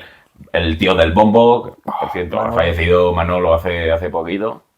Ese señor era histórico, mítico. ¿eh? Mención histórica a Manuel del Bombo, Y humo de todo tipo de cigarros, tabaco puros, de todo. Ahí sí que te Parte jodía de esencia, ¿eh? Salías oliendo ahí vamos. a macho. Sí, que olías a jabalí cuando salías. O sea, Ya, tal cual, ¿eh? Es que no había prohibiciones de nada, o sea, no había ningún sistema de seguridad seguro que antes podías de entrar al con una estadio. petaca, No. ponerte a beber whisky Y- en la petaca. Sí, o sea, además lo normal es que se vendiera alcohol dentro del estadio. del propio estadio. Borrachos, viendo fútbol, madre mía, ¿eh? Lo que tenía que haber sido eso. O sea, se vendía alcohol dentro del propio estadio, ¿sabes? Incluso se vendía, que hay casos reportados de petardos dentro del estadio. Por si Qué le locura, querían ¿eh? meter ahí Al papel higiénico. Al portero del al equipo portero, rival. le tiras ahí un petardillo. El portero, por si tío. acaso, siempre estaba adelantado, ¿no? No vaya a ser que le llegue algo. Ya. O sea, increíble, ¿eh? Qué fuerte. Y ya ves, pues imagínate cómo era eso. Loco. Botella de Ciento y vidrio. pico mil gargantas cantando. Buah. Yo creo que ahí había gente que ni iba a ver el fútbol, que se iba a desahogar. Pero es que no, porque no iba a ver fútbol porque no veías. O sea, También porque entre el humo y las todo- radios también míticas que se llevaban, Los radio Walkman. portátil, para escuchar el partido. Buah, todo ha sido más para atrás, ¿eh? Yo he ido a los Wallman, que son más recientes. No, la radio. Las radios, sí, esta con pilas portátiles. Sí. Qué loco, tío. Increíble, ¿eh? Vamos ahora con el estado del césped y las condiciones de estos estadios. Las peores posibles, esas. El césped era un lujo, eso era ¿Sí? lo Sí, principal. ¿no? Top equipos del Era un mundo. lujo que pocos equipos tenían, la verdad. Porque, Dios mío. porque, Xavi en claro, ese momento. No jugaba, no jugaría. porque, claro, el mantenimiento de ese césped Cuesta su dinero, costaba dinero. Antes los clubes no eran ricos y ni mucho menos. eran solo subsistir y que no se fuera a quiebra. Que era ya por diversión, hombre, que no se miraba ahí las cosillas del césped, que era ver quién está más loco y mete más goles. Yo daba por culo. Barro, polvo, tierra, o sea, eso es lo que te comías cada vez que ibas al suelo. Ya. Tenías costros de las heridas que te harías. Dios. Un ejemplo clásico es el viejo campo de Vallecas, que se inundaba fácilmente, el antiguo, donde jugaba el Rayo. Madre Y mía. parecía eso, pues, el charca. campo de patatas ahí para Un huerto, un huerto. un huertillo Puesto chulo. encharcado, ¿sabes? Y en Inglaterra, hasta los años 80, había campos asquerosos, como puede ser el de Stamford Bridge, o el de Chelsea, o Upton Park, que es el de West Ham, donde cuando era invierno, pues era todo barro, o sea, no había nada de césped, o muy poquito. Claro, ahí llueve. La zona del área, Lamentable, tío. sobre todo la zona del área, que es cuando el portero se tira, que es donde eso era barro puro. De verdad, cuando nos quejamos hoy en día de cosas, Sí, miraos este vídeo, tío. Es que yo voy a salir de aquí con otra perspectiva. O sea, yo no me voy a quejar No, es que ahí hay un hoyo en el césped. Antes no había césped, o sea, antes era todo hoyo. Era un hoyo gigante. Era un hoyo gigante y Era un tenías cráter. una punta de hierro en el pie. Es que, claro, el mantenimiento era costoso y se regaba de vez en cuando, si tenían una manguera por ahí a mano, Se le echaban un secaba, poquito. madre mía.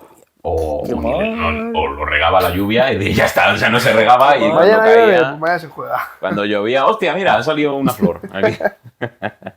En medio del campo. Era- no lo era- quiero ni era pensar, tremendo. o sea, tenía que ser terrible. Incluso se utilizaban, que a ver si os recuerda esto ahora, a algo actual, se utilizaban productos caseros para disfrazar zonas de césped. La pintada mítica que dicen que ha hecho el Madrid, ¿no?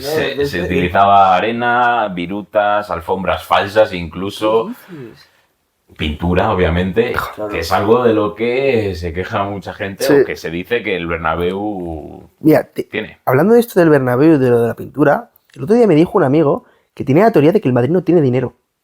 Porque todo lo que ficha lo ficha gratis, en plan del estadio, se ha endeudado tanto que no tiene dinero. O sea, ¿Y cómo lo vas a bautizar? dejárnoslo en comentarios eso, porque es que lo estuve pensando y digo, ¿verdad? Es que no fichamos Que no tiene nada. ni para mantener el césped. Claro, O sea, la teoría era, claro, y el estadio va a ser súper cerrado así, se ha quedado como una lata de sardinas. la teoría era que ibais a ahorrar para fichar a no sé quién. Habéis fichado a Mbappé, que sí. No, pero no lo hemos fichado. Bueno, ha venido ficha como de gente primo. libre, Pero dice la que, comisión que Hombre, se la ve. prima se ha llevado Prima- 100 y pico millones. y que luego se está perdiendo mucho dinero de los conciertos. Bueno, estamos poniéndonos en otros temas, pero me gustaría leeros qué opináis de esto que ha dicho un amigo mío. Yo al principio digo, ¿pero cómo van a tener dinero en Madrid?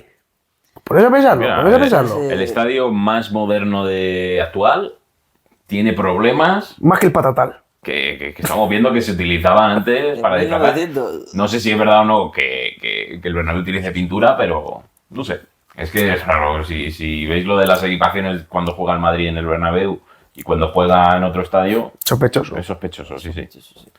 Bueno, pasamos con otras curiosidades de instalaciones de dentro del estadio y demás. Vamos con el vestuario, donde las duchas frías, o eso, si tenías suerte.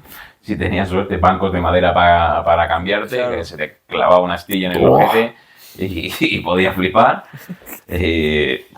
Puertas que no cerraban, o sea, estabas ahí a la intemperie.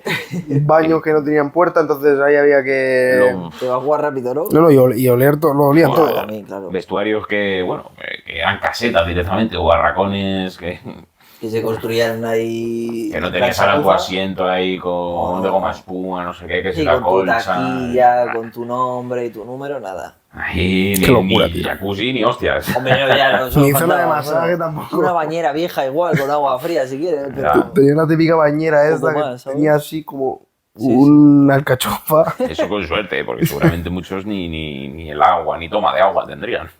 Qué loco, tío. Los palcos, pues nada que ver a lo que hay ahora, no había ningún lujo, el palco era asientos apartados, un poquito apartados. El palco era lo mismo que el palco VIP del Barcelona ahora mismo. Era eso. Era el cemento. Era el cementito que está puesto para hacerlos, pues dejar solo el cemento. Una vallita.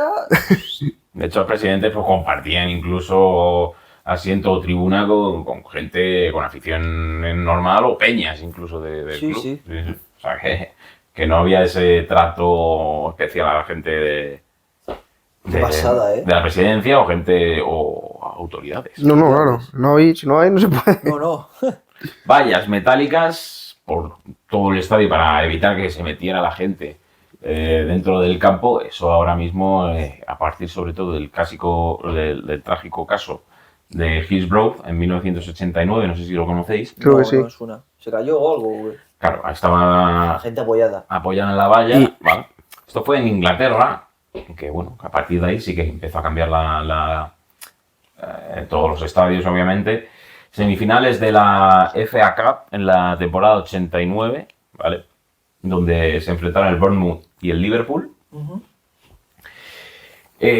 Bueno, sí que hubo un fallo de seguridad donde se dejó una puerta abierta.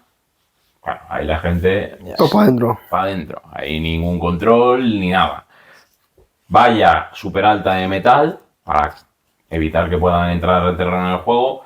Pues se vino abajo. 96 personas fallecidas. ¡Ulo! Buah. 700 y pico heridos. Una barbaridad. Sí, sí. Tremendo. Nada, Fue gracias. Un caso Fue un caso realmente increíble. Semifinales de una... O sea, y algo que es más o menos reciente, que es el año 89. Sí, sí. No, 90. Sí, o sea, fue algo y a partir de ahí sí que se dieron cuenta que la seguridad es importante. Ahí es donde ya también la reforma que hemos hablado antes Justo, además, del pues, Barcelona en los años 90. que coincide. Claro, es que Ya obligarían. parece que tiene que pasar algo grave para... Eso se dice siempre. Para darte Normalmente cuenta, ¿no? va de- por ahí el tiro, sí. Sí. Hasta que no pasa, no se cambia. Sí, totalmente.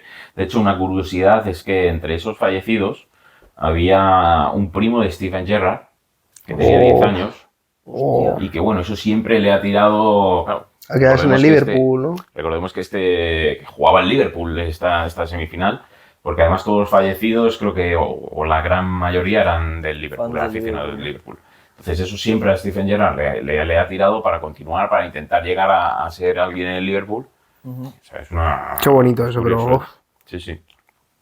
Así que bueno, como veis, los estadios han cambiado mucho y yo creo que también cambiarán. En el Sí, futuro, seguro. Porque seguro que hay muchas cosas que... Lo están haciendo ahora, ya están cambiando lo que se tenía en los 2000, 2010. Ujú. Sí. Ahora ya están haciendo más modernizados y más tal. Pues, ¿quién nos deparará dentro de 20, 30 años? Claro, lo que hemos dicho antes, en el Bernabéu, ese 360, ¿no? Eso yo creo que está chulo, a lo mejor ves el partido por todos lados, diferentes Sí. cámaras seguramente tendrás, tal, o sea, yo creo que desde lo tecnológico es donde va a avanzar el fútbol y seguramente dejando atrás ya todo este problema de seguridad que hacía que meter a 200.000 personas en un estadio Era una locura. una cosa inviable. O sea, es que no ves, estás al lado del tío que te está echando el humo en la cara. Es que nos tiene que ves. disfrutar. Es Te toca que- uno más alto, luego... es que No hay ni planteamiento de escalonado de... Claro. O sea, la Sí gente- lo habría, pero... No, o sea, no había directamente asientos ni un sitio donde tú tenías que estar. Era, tira para allá, te pones de pie en cualquier lado. Donde pilles y ya está. Claro, eran escaleras de cemento y Fuera. y ya está. Sí, Y ya como está. un patio de colegio casi. Así que bueno, como veis, aquellos estadios de antes, pues era casi, yo qué sé, un parque temático. Era ir a pasar un día ahí.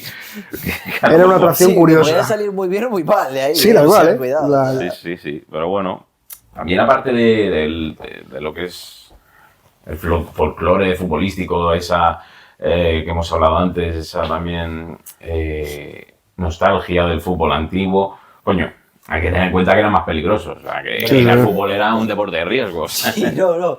Pero como espectador y como jugador Sí, casi, sí. ¿eh? Porque... Qué locura. Pero bueno, sí que se vivía el fútbol un poco más, la esencia del fútbol, lo puro, lo verdadero. No sé, yo por eso una pregunta, bueno, lo hemos comentado antes, si se hubiera gustado ir a ver un partido en esas condiciones o qué Sí. estadios hubiera gustado visitar de la época. Bueno, a mí el partido del Maracaná me hubiera encantado vivirlo. O sea, ha tenido que ser es un acontecimiento tan histórico a día de hoy. Más allá quitando la seguridad, claro. No, claro, a ver. Tú imagínate que lo ves desde Si una sé, burbuja. si sé que voy a En el ir aire, ¿no? y me va a pasar algo, no voy. Pero si sé que va a salir todo bien, por mucho de que a lo mejor la experiencia es un poco más negativa por el hecho de que hay mucha gente, humo, olores y Ya. demás, el ambiente que se tuvo que vivir y respirar, bueno, respirar se respiraba humo. Bueno, y poco. Claro, exactamente. Pero yo qué sé, tiene que haber estado muy chulo vivir un partido. Hay que vivirlo todo en la vida, pues esto es una cosa que viviría si no me pasa nada. Yo te diría, y a lo mejor, bueno, ese ya es más moderno, pero el del Mundial de Argentina, el del Diego, Ah, sí, el partido contra Inglaterra. sí, por el trasfondo también que tenía político, por la guerra de las Sí, sí, hubiera estado guay. Malvinas y todo eso, dije, hostia, ese también tiene que estar muy Sí, además, Cuando le metió con la mano, a lo mejor estás ahí en la grada y lo ves, ¿sabes? Pues además fue año 86, Sí, o sea, antes podría un poco entrar de un la poco tragedia que ocurrió. Dentro que cambió, casi del sí. cupo este, ¿sabes? Probablemente el estadio también estaría reventado. Sí, de seguramente gente. más. Y ahí se Final respiraba del conflicto, se Mundial. respiraba Ahí venganza. tenía que haber pique también. Está chulo, sí. Fuerte. Seguramente más afición de lo que se debería Sí. tener, así que seguramente sí, sería un gran partido. Pues nada, hasta aquí el bloque aquí donde hablamos de los estadios, de cómo eran antes. Y nada, si queréis que profundicemos más en alguna historia específica, que seguro que hay muchas, de estadios antiguos, si queréis que vayamos a un estadio como era cada uno de ellos, lo podemos hacer, así que bueno, dejadlo en comentarios y seguimos con ello. Bueno, y ahora vamos a ver lo que siempre se dice, enséñame la pasta, ¿dónde está el dinero? ¿Vale? Lo que te gusta a ti, ¿eh? Bueno, un poquito. Es lo que tiene ser La catalán. verdad que yo tengo curiosidad por ver cuánto cobraban, ¿eh? He conseguido hacer una extrapolación más o menos aproximada del sueldo que podían llegar a tener en 1890 cuando se legalizó el cobro. ¿Por qué digo eso? Porque vamos a empezar mencionando lo que hemos dicho un pelín al principio, pero claro, si estáis viendo esto como un vídeo no os habréis enterado. En un inicio, cuando el fútbol se comenzó a jugar a nivel amateur en Inglaterra, cuando hemos puesto como fecha de partida de este podcast, era ilegal cobrar. O Ostras. sea, no se podía. Era ilegal. Claro, no se ha considerado como un trabajo. Claro, no había sea, ni regla, no Estaba había... considerado como Hobby. un hobby y se jugaba por amor al deporte y estaba muy mal visto y se consideraba deshonroso que te pagaran por jugar. Claro, lo que hemos comentado es que había una serie de jugadores que por condiciones de vida necesitaban tener un trabajo que fuera su modo de vida con el que mantenerse a Sí. ellos y a su familia. ¿Qué es lo que pasa? Que hasta 1885 la FA no acepta que los jugadores puedan tener un sueldo. Hasta ese momento se considera ilegal. De hecho, lo he estado mirando un poquito y, por ejemplo, en el 81, desde la creación de la FA Cup, en 1871, el cobro de boletos, o sea, lo que sería el cobro de entradas, sí se empezó a hacer, ¿vale? En 1871 se empiezan a cobrar entradas, pero los jugadores no cobran. Ah, claro. Y se empiezan a quejar y a molestar del tema de decir, oye, a ver, Normal. está forrándose el equipo. y Me estoy yo no jugando juego yo. gratis. Me estoy jugando yo. Claro, Mi es propia como- integridad. Efectivamente, sí, aparte de eso, tu tiempo, imagínate en esa época que te rompen una... No puedes pierna, trabajar. No puedes trabajar en la fábrica, a la Y la, calle, y la baja no te la van a y la dar. baja no te la van a dar. Así que, ¿qué es lo que se empezó a hacer? Un chanchullo. Se empezaron a ofertar puestos de trabajo, se empezaron a ofertar... Gallinas. Viviendas, ¿no? Seguramente. Viviendas y era una especie de pagos en especies. Por ejemplo, que nos tenemos que trasladar aquí, te pagamos el viaje. Que tenemos que comer aquí, te pagamos la comida. Imagínate, Que menos, también te típico partido que vas a jugar contra el equipo rival de la ciudad de al lado, te pagan el transporte y te pagan el viaje. Bueno, Pues algo te te compensa, pagan algo ¿no? más que al vecino que no le pagan nada porque no juega fútbol. Vamos Ya. a plantearlo así, ¿no? El primer club con jugadores profesionales fue, atentos, el Darwin Football Club. En 1878, antes de que la FA o la Football Association aceptara que los jugadores podían cobrar, o sea, cuando todavía estaba considerado ilegal, contrató a dos jugadores escoceses, ¿vale? James Love, buen apellido, y Hace un Fergus cantante, Sutton. ¿no? ¿A dónde voy? A cómo los contrató. Todo esto, claro, fue confidencial y en teoría por debajo de la mesa, ¿no? La contratación pagada se mantuvo en secreto y se levantaron sospechas cuando Fergus abandonó su trabajo de picapedrero. Hostia, claro. Es que el curro no le ayudaba mucho. El curro vio una vía de escape y dijo, a tomar por Aquí culo. vas a estar Claro. sufriendo de qué. Pica piedra aquí. No apetecía mucho ir a trabajar. Se ha jodido. Cuando ¿No te apetece a ti? te pagan un poco así en B y te ahorras ir a picar piedra, es que no veas, es que eso lo hacían en la cárcel. O sea, como para querer ir. Total, que al final se acabaron enganchando.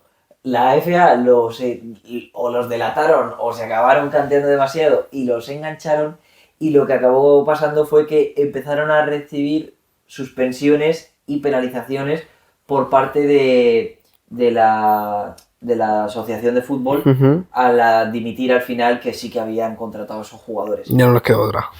Ya no les quedó otra hasta 1885 cuando sí se permitió que la gente empezara a cobrar algo. Toma. Y aquí es donde yo vengo, ¿vale? Estamos en 1885. Aquí donde quería En llegar. este momento el fútbol era considerado un hobby, lo que jugaban era gente que tenía mucho tiempo libre, o eran estudiantes o chavales jóvenes, ¿no? Bien. Los obreros llegan a tal punto de, bueno, obreros o la gente que tenía un trabajo, ¿no? Y necesitaba y recuperar un poco, de alguna manera, ese tiempo que invertían, llega a tal punto de crispación que se legaliza ese primer profesionalismo o primeros sueldos, ¿vale? Es el primer país, Inglaterra, en el que se legaliza y decir que eso fue luego en escalada hacia Europa, o sea, bajó a España, Italia, creo que Portugal también, se empezó a profesionalizar el fútbol, luego saltó el charco, se fue a América Latina, Argentina, pero estos países siempre iban un poquito por detrás de los ingleses. Lo que pasa es que los salarios eran muy bajos, o sea, Hombre. pero muy bajos. A ver, imaginar. me espero algo bajo, pero a ver cómo No, vamos. no eran más superiores a los que cobraba un obrero en una fábrica. Bueno, pero a ver, es por jugar fútbol. Bueno, pero es que la FA impuso, en vez de un salario mínimo, un salario máximo. ¿Vale? En 1901, el salario aproximado era de 4 libras por semana. Claro, me decís, 4 Estamos hablando de la ¿Qué- época. ¿Qué es esto? Conversión. Hemos intentado hacer una conversión a través de un par de páginas que se llaman Calculadora de Valores y Dinero en el Tiempo. La mencionamos por si lo queréis probar vosotros, para que lo podáis comprobar. ¿Qué es lo que yo he hecho? He visto que había una tabla en la que podíamos ver una libra esterlina a cuántos dólares equivalían En esa época. En esa época. 1890. Ojo. Resulta que una libra esterlina equivalía a 4,861 dólares. O sea, que cobraban $17 al mes. Sí, no, pero espera. Hay que ver lo que- 4,86 claro. dólares en 1890. Claro, el dólar está el seguimiento mejor hecho y ahora lo que hacemos es convertir un dólar americano de 1890, Ah, es de un poco ahora. rollo, pero bueno, lo Sí. intentaremos explicar. Una libra en 1890 eran 4,86 dólares. Pongamos cinco. ¿Vale? 5 dólares.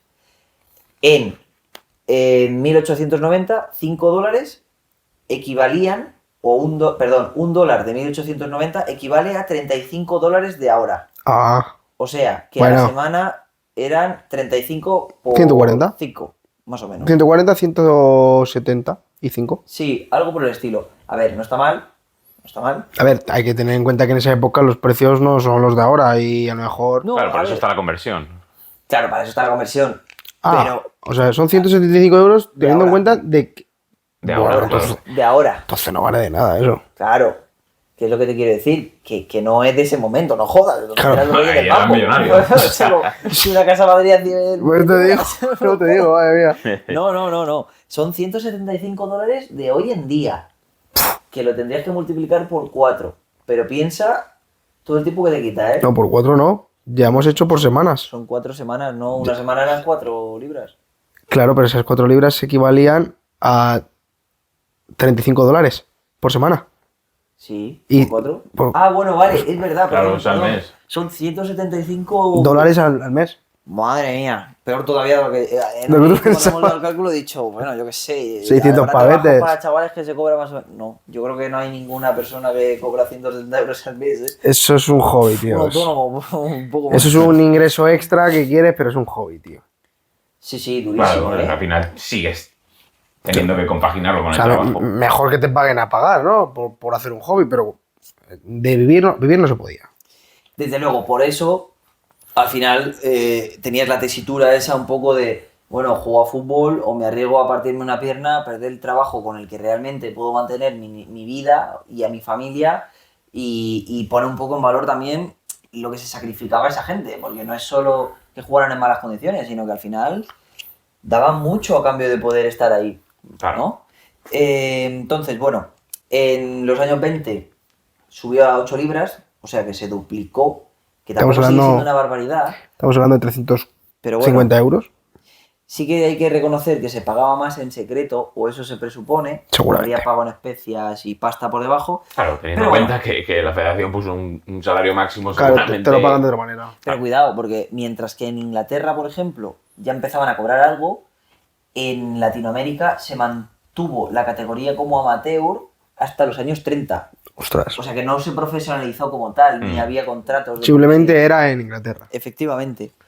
El siguiente salto lo podemos dar en los años 30 y 50, que fue cuando en países como Argentina, Uruguay, Italia, España, se profesionalizó el fútbol, se empezó a hacer las cosas copiando un poco el modelo inglés, o sea, supongo que al igual que en el modelo inglés había una asociación de fútbol para cada país, que sería Pues- la federación, básicamente, Sí. que regulaba la competición, había una competición de primer nivel y claro, sí que es cierto que lo que cambia comparado con el día de hoy pues es todo lo que hemos visto en otros podcasts, como el número de partidos y Mm. quizá los equipos que había en ese momento, pero ahora no nos incumbe porque estamos hablando de pura panocha. Ganaban un poco más que un ciudadano promedio. Cuidado, gran salto, ¿eh? Aunque parezca una tontería, No. es un salto considerable. Viendo lo que porque cobraban. empiezas a cobrar por encima de la media, no por debajo. Claro, aquí uno me dirá, hostia, qué guapo, cobras por encima de la media. Claro, como tú has dicho, nivel de vida muy, muy barato, eres el rey del mambo. Ujú. Eres el rey del mambo durante unos años. Tu carrera es mucho más corta Claro. que la de ahora. Por lo tanto, tampoco te da para mantenerte. Es cierto Bueno, que cobraban un poquito más que la media, Pero mucho menos Pero años de cuando se te carrera. acababa, Tiempo. ¿qué haces? A y picar si piedra. luego ibas con una mano delante y una mano detrás, muchas veces algunos de estos jugadores sufrían y tenían dificultades para seguir viviendo más o menos bien el resto de su Claro. vida, claro. Eso hay que tener en cuenta, claro, porque ahora no es lo mismo No. que con 10 millones ya tienes para toda tu vida. Claro, Ya. entonces, Y con una temporada buena, cobrando un poco, claro. ya estás. Claro, los más inteligentes ganaban ese sueldo extra que les vendría muy bien, pero mantenían su trabajo o intentaban mantener su trabajo de carpinteros, de mecánicos, de Normal. obreros, de lo que hiciera falta, pero sin apostar todo por el fútbol. 60 y 70, años 60 y 70. Aquí sigue habiendo sueldos en la mayoría que están por encima de la media, pero no es ninguna barbaridad. O sea, no estamos hablando de que hay contratos desorbitados, Ujú. ¿vale? Eso ya es más adelante y lo veremos. Pero sí que es cierto que, por ejemplo, se eliminó el tope salarial. Lo que os he comentado bueno. en un inicio de que había un sueldo máximo, Es una locura eso. pues lo eliminaron. Y fue uno de estos jugadores, Johnny Haynes, en 1961 se elimina el tope salarial y este tío es el primero de la historia que empezó a cobrar 100 libras por semana. Aquí ya la cosa cambia. Aquí ya... Si en los años 60 yo creo que te embolsabas 100 pavetes a la semana, Sí, ya. 400 libras, hombre, yo creo que... Te daba para vivir. Te daba para vivir y te daba para vivir. Sí, pero nos Bien. encontramos el problema este que decimos, Muy la bien. carrera es corta. Claro, aquí se sigue manteniendo el problema y es lo que yo he encontrado, que a pesar de que los sueldos empiezan a crecer, si tu carrera se termina con 30 y pocos... 30, porque en esa época no se cuidaban tanto. 31. Sí, Tienes 30 años por delante, imagínate que vives hasta los 60, para ver qué puñetas haces con tu vida. tal cual. O Y para hacerte entrenador. A no ser que seas un máquina invirtiendo en bolsa en ese momento y metas todo el dinero que ganas, no sé yo si te... Al casino y todo al rojo. Y si sale bien, vivo, y si no. Ya a- está. Y si no me tiro al pozo, ¿no? Y luego ya llegamos a los años 80, que, bueno, fue pues el despegue literal de estrellas como Maradona, Claro. cuando fichó el contratazo con el Nápoles, cuando ganó el Mundial, se metieron patrocinadores de por medio, empezó... Luego empezó la Todo economía del fútbol, claro.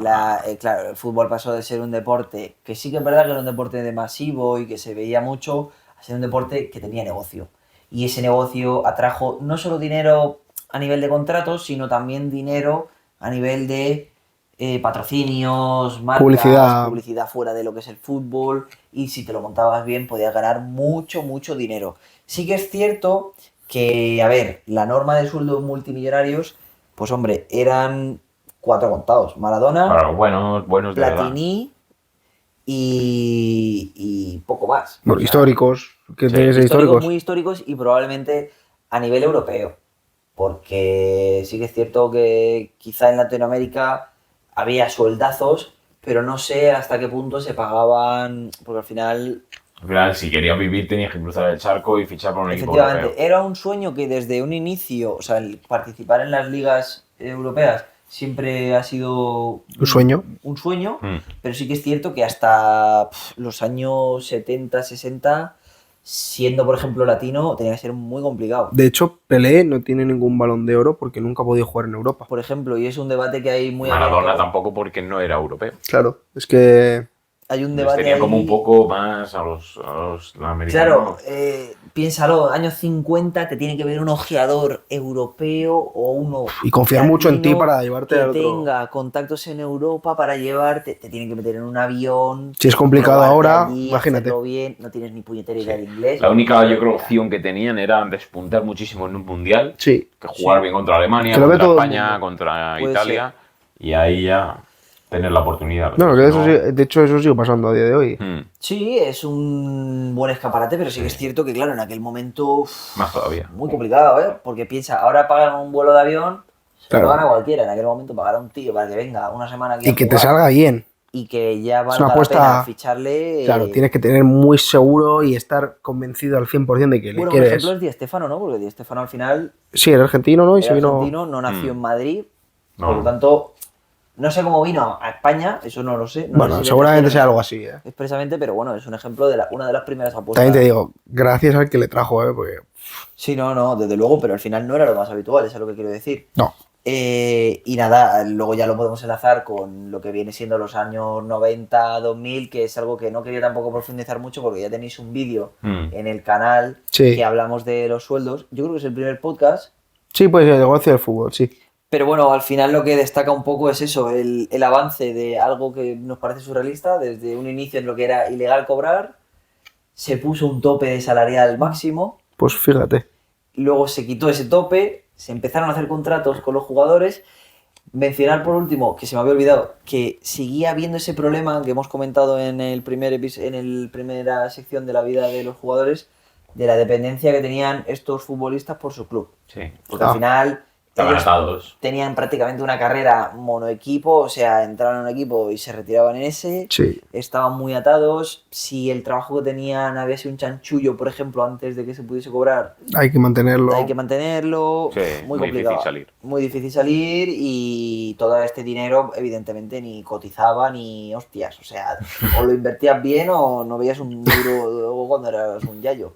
Pero bueno, no sé qué os ha parecido. Yo creo que es interesante, sobre Sí, todo, hay que saber de valorar un todo. poquito también cómo cambia. Sí, ha costado porque hasta que se ha podido profesionalizar y de verdad poder ganar dinero de esto, pues, qué bonito es ser futbolista hoy en día, pero qué difícil fue en su día también Claro, serlo, esto ¿no? viene, claro, de Una Por eso, evolución. evolución Si tú complicada. bajas ahora a 1900 y les dices lo que cobran de media, yo creo que te llaman loco y Claro. A la hoguera. Vamos, sí, tal cual.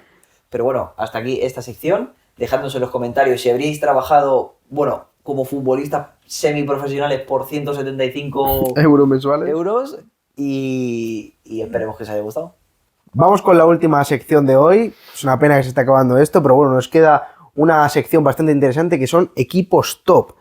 Iba a hacer lo del momento, pero me ha parecido interesante ir sacando equipos que a lo largo de la historia del fútbol hayan sido importantes y por qué. Os traigo 5, yo creo que muchos lo vais a conocer, pero bueno, está bien poner esos detalles para que podáis conocerlo mejor. Vamos, si queréis, con el primero de ellos, que es el Real Madrid de las 5 Copas de Europa. ¿Cómo no iba a meter yo Hombre. a mi Madrid?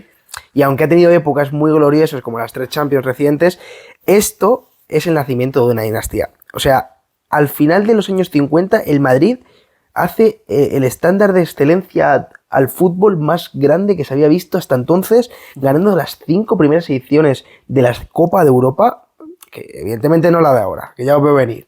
Pero bueno. Yo no he dicho nada, ¿eh? No, he pero dicho ya, nada. ya le veo venir a ellos. Es un logro sin precedentes, evidentemente, porque son las 5 primeras, pero que no se ha vuelto a repetir, porque las 5 siguientes fueron igual de fáciles y no la ganó nadie 5 veces seguidas.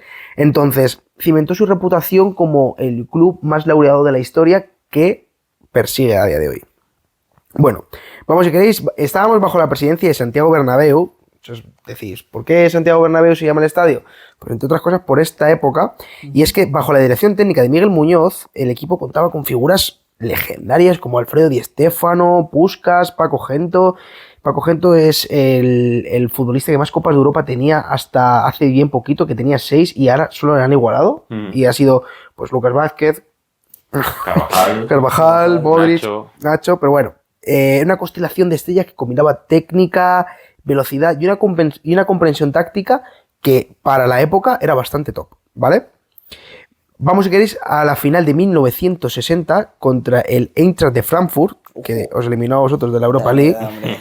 es que es considerada una de las mayores exhibiciones en finales de la Copa de Europa porque ganamos 7-3, ganamos porque es mi equipo, y lo curioso de esto es que Di Stéfano y Puskás fueron los únicos dos goleadores, marcando Di Stéfano 3 y Puskás 4 goles. Lo que te digo, ahí es donde veo las tácticas también de antes, de que era muy ofensivo, una final que acabe 7-3. No. Ya ves. Yo me la he visto así por vídeo, que la aumentaron con calidad y demás, y es que se demuestra que una superioridad abrumadora. Ya. Bueno, el equipo no solo dominó Europa, sino que también pues, ganó múltiples títulos nacionales, pues consolidando su hegemonía en Europa. Y lo que más caracterizaba de este juego era su juego ofensivo, lo hemos visto con tus alineaciones, y su capacidad para adaptarse a diferentes tácticas en función de cómo le venían los equipos. Es decir, un equipo súper consolidado, súper preparado, adaptado a cualquier circunstancia, como hemos dicho. Y bueno, esta época ha sido un modelo a seguir, es algo que tenemos en mente a día de hoy, las 5 Copas de Europa del Madrid. Y como hemos dicho al principio, es un símbolo de excelencia, de éxito, que ha hecho que el Madrid mantenga una leyenda tan antigua como la que sabemos que es a día de hoy. Sí, yo creo que además le ayuda a forjar esa leyenda, ¿no? De lo que es el Madrid y cómo juega en Europa, que siempre, joder, el Madrid en Champions es otro, tal. Viene de ahí, yo creo. Sí. Prácticamente de la historia y del recuerdo, la memoria que queda ahí. Los jugadores saben que esa es su competición, que es muy histórica, y yo creo que todo el mundo ha pensado que el Madrid, lo que dices tú, jugaba diferente, porque es que yo creo que lo viven, y es por estas cosas. Poneos en situación, el Madrid en 1960 tiene más Copas de Europa que el 95-97% de equipos de la actualidad. Sí. O sea, es una barbaridad, solamente en los 5 primeros años. Y vamos, el Real Madrid tenía que meterle, es uno de los equipos más destacados de esta época. Si queréis, vamos al siguiente, que es el Ajax de Johan Cruyff. Ajá. Muy bien, Sí, ¿verdad? nos vamos a la época de 1965-1973. Y esto es la revolución del fútbol total. Bajo la dirección de Rinus Michels, que era el entrenador, el Ajax transformó el fútbol como se había conocido hasta ahora y le implementó un fútbol total que se caracterizaba en la versatilidad y en el intercambio de posiciones de los jugadores. Es decir, tú aquí, da igual, todo el mundo jugaba y todo el mundo por todos Lo lados. que hemos hablado antes, ¿no? Ya, sí, un poco.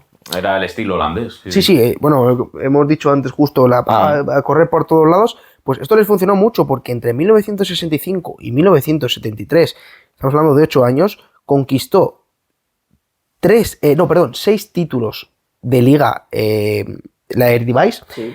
3 copas nacionales, y a nivel internacional lograron alcanzar la Copa de Europa 3 veces consecutivas, 1971, 1972 y 1973. Uno de los equipos más influyentes de la historia. ¿Y por qué también? Porque tenía una figura como Johan Cruyff. Bueno, era el emblema del equipo, es alguien que ha transformado pues, la filosofía del fútbol, incluso en el Barcelona lo saben, que ha estado trabajando con él, con su hijo, y pues lo que comentaba, era un líder, era además un jugador súper técnico, tiene una visión de juego muy buena. Y bueno, estaba también muy rodeado de figuras como Neskens, Keitzer, Ruud Krol, formaron pues, una plantilla que asustaba. Que desde luego. entendieron muy bien los que le pedía el entrenador y cómo querían jugar. Hicieron, vamos, historia. Eso es. Bueno, el entrenador salió en 1971, pero he de decir que vino un rumano, Stefan Kovacs, que mantuvo la filosofía del equipo y logró incluso un triplete, uno de los poquitos equipos que ha ganado un triplete, en la 71-72, ganando la Eredivisie, la Copa Nacional, que se llama la KNVB. Digo la Copa Nacional porque es un coñazo decir. Y la Copa de Europa, por supuesto. Y no solo dejó trofeos, sino que también dejó como ese legado de táctica, de diferencia, de elegancia, de diferente. Sí, ¿no? con ese modelo de juego que... Era algo tan novedoso que ya el legado de ese Ajax y también de Johan Cruyff, que era como la figura de ese equipo, pues que a día de hoy todo el mundo yo creo que lo recuerda. Por eso he dicho que muchos de los equipos lo reconoceréis, porque es que no voy a decir ninguno, porque si son históricos, son históricos. Entonces todo el mundo lo va a conocer. Y el Ajax de Johan Cruyff es que... Tremendo, de lo más influyente, seguro. Ha sido de los mejores equipos. Luego os voy a hacer una pregunta de los 5 que os voy a decir. ¿Cuál creéis que es el mejor de los 5? Evidentemente no habréis visto todos, pero os estoy dando algo de contexto. ¿Vale? Vamos, si queréis, con el tercero. El tercero había que meter una selección. Y como he dicho anteriormente, la Brasil de 1960-1970 tiene que estar aquí. Porque es que es la cumbre a nivel internacional del fútbol. Bueno, una pisonadora, ya está. O sea, Bueno, venían de ganar 2 mundiales, ya, para empezar, 2 mundiales seguidos. Eso, Nos encontramos en 1970. Bueno, ya ampliamente considerada la mejor selección del mundo, porque claro, después de 2 mundiales. Bueno, pues estaban dirigidos por Mario Zagallo. El primer hombre, dato curioso, Mario Zagallo es el primer hombre en ganar la Copa de Europa como entrenador y como jugador. El primero, ¿eh? Eso es un dato muy curioso. Le habrán hecho más, pero este es el primero. Y bueno, el fútbol que te comentaba, que hacían era el que te comentaba antes, un fútbol muy ofensivo, estéticamente sublime, ese juego bonito, alegre, vistoso, y bueno, que le llevó a conseguir su tercera Copa del Mundo en el Mundial de México. El equipo era una locura. Estaba, para empezar, Pelé, ya. en su peak, porque era su tercer mundial. Y aunque no había sido su mejor actuación, consiguió su tercera y última Copa del Mundo con 4 goles en el torneo y una asistencia en la final contra Italia. Creo que en la final también metió un gol. O sea, gol y asistencia en la final. Luego también Gerson, que muchos le conoceréis por el clip de ¿Qué pelota, Gerson? Era el cerebro del mediocampo. Luego teníamos por aquí también a Jairzinho, a Carlos Alberto. Por cierto, Jairzinho metió 7 goles, fue el máximo goleador del equipo, pero no del torneo. Del torneo fue Gerd Müller con 10 goles. Que Gerd Müller es el mayor goleador de la historia de los mundiales. Es también de Netela, Alemania. Que vamos a decir de Alemania. Pero bueno, un 11 de ensueño. Lo curioso de este equipo, pues aparte que había ganado 3 mundiales, que no es poco, es que era hasta este 2024 la única selección en ganar todos los partidos en la competencia. Hasta que España en la Eurocopa también lo ha repetido. Sí, teniendo en cuenta Eurocopa, ¿no? Copa América, Mundial, Sí, toda una competición exacto. internacional. La Brasil de 1970 y la España de 2024 son los únicos 2 equipos que han ganado todos los partidos del torneo. Vamos a ir para aquí. O sea, sin empates, sin Sí, empate y prórroga y ganar, Sí, no, sí. ganar en los 90. Entonces, Bueno, España ganó el... bueno, sí, pero la se prórroga. cuenta el partido por Sí. victoria, ¿vale? Bueno, lo que hemos dicho, pues además el gol este que hemos dicho, porque ellos ganaron la final a Italia 4-1, pues bueno, el cuarto gol fue de Carlos Alberto y es considerado uno de los mejores goles en la historia de los mundiales porque literalmente participa todo el equipo. O sea, era una completa barbaridad. Y bueno, pues más allá de los resultados, pues dejó una huella por su estilo de juego, ¿no? Era un juego, pues como he dicho, muy vistoso, muy bonito, el juego bonito, es que es tal Ya, cual a esto, ver. un referente del espectáculo, y pues nada, pues elevó mucho el estatus de la selección, y es que también, igual que hemos dicho antes del Madrid, Brasil es la selección más laureada de la historia, con 5 mundiales, o 5, sí, sí. 5 y Alemania 4, efectivamente. No sé qué os parece Brasil. Locura, Muy buen equipo locura. para elegir favorito. Sí. Sí, de momento, bueno, De no quiero saber nada, momento, no quiero saber nada A porque ver qué viene. vamos con el Milan de Arrigo Sacchi. ¿Ok? 1888-1990, estamos hablando del Milan, sabemos lo que es el Milan, 7 Champions, es considerado un histórico, aunque haya pegado un bajoncito, vamos a ver qué hizo en esta época. Para empezar, transformó el Milan en esta época, el entrenador Arrigo Sacchi, como hemos dicho, en una máquina perfectamente sincronizada que redefinió el fútbol italiano. ¿Por qué? Porque el fútbol italiano estaba muy consolidado con el catenaccio, Ujú. que lo hemos hablado antes. Pues bueno, él trajo una filosofía de presión alta, defensa en zona y cohesión táctica, ¿vale? Gracias a esto, en tan solo 2 años, ganó 2 Copas de Europa consecutivas. 89 y 90. Estamos hablando de las más recientes que se ganan consecutivamente. Y ahí sí que son complicadas. O sea, a partir de esta época, es que ya ganar una Champions no es nada fácil. En ninguna época, pero si nos acercamos cada vez Sí. más a lo más competitivo, súper difícil. Destacando, pues victorias 4-0 en la final al Steaua de Bucarest, la final de 1989. Y además ganaron la Supercopa de Europa, la Copa Intercontinental, es decir, dominio global. En aquella época creo que ganaron al Barça y al Madrid 4-0 y 5-0. Sí, es que les daba Es una igual. locura, sí, sí. Bueno, os voy a decir un poquito de jugadores porque igual que hemos dicho de Brasil y tal, Sí, vamos a ver claro. un poquito por aquí, porque estaba la defensa liderada por Ojito, Franco Baresi y Paolo Maldini. Ojo. Considerados 2 de los mejores Tremendo. defensas de la historia. Pero bueno, es que no nos vamos a quedar cortos porque en el mediocampo estaba Rijkaard, aportaba equilibrio y luego Gullit aportaba esa creatividad y dinamismo. O sea, estamos hablando de que figuras defensivas, figuras en el mediocampo, pero es que luego tenían a Van Basten en Ya delantero. ves, Van Basten. Que se le caían los goles. O sea, es que era increíble. Bueno, un equipo de estrellas en ese momento, ¿no? Sí. Claro. Y luego, pues, Sacchi también es partícipe de este éxito porque llevó una política que implementaba entrenamientos innovadores, como partidos sin balón, donde lo importante era la posición y el movimiento colectivo. Así, gracias a eso, se conseguía la presión alta, la defensa en zona y demás.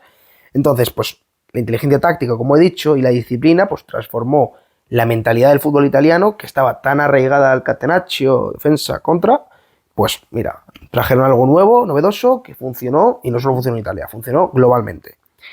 El legado de este Milan, pues, un ejemplo de cómo, aunque individualmente también era muy bueno, porque hemos escuchado los nombres, pero era un ejemplo de cómo el grupo supera las individualidades. Sí. Yo creo que esto es lo que caracteriza a este Milan. Me ha gustado esa frase, ¿eh?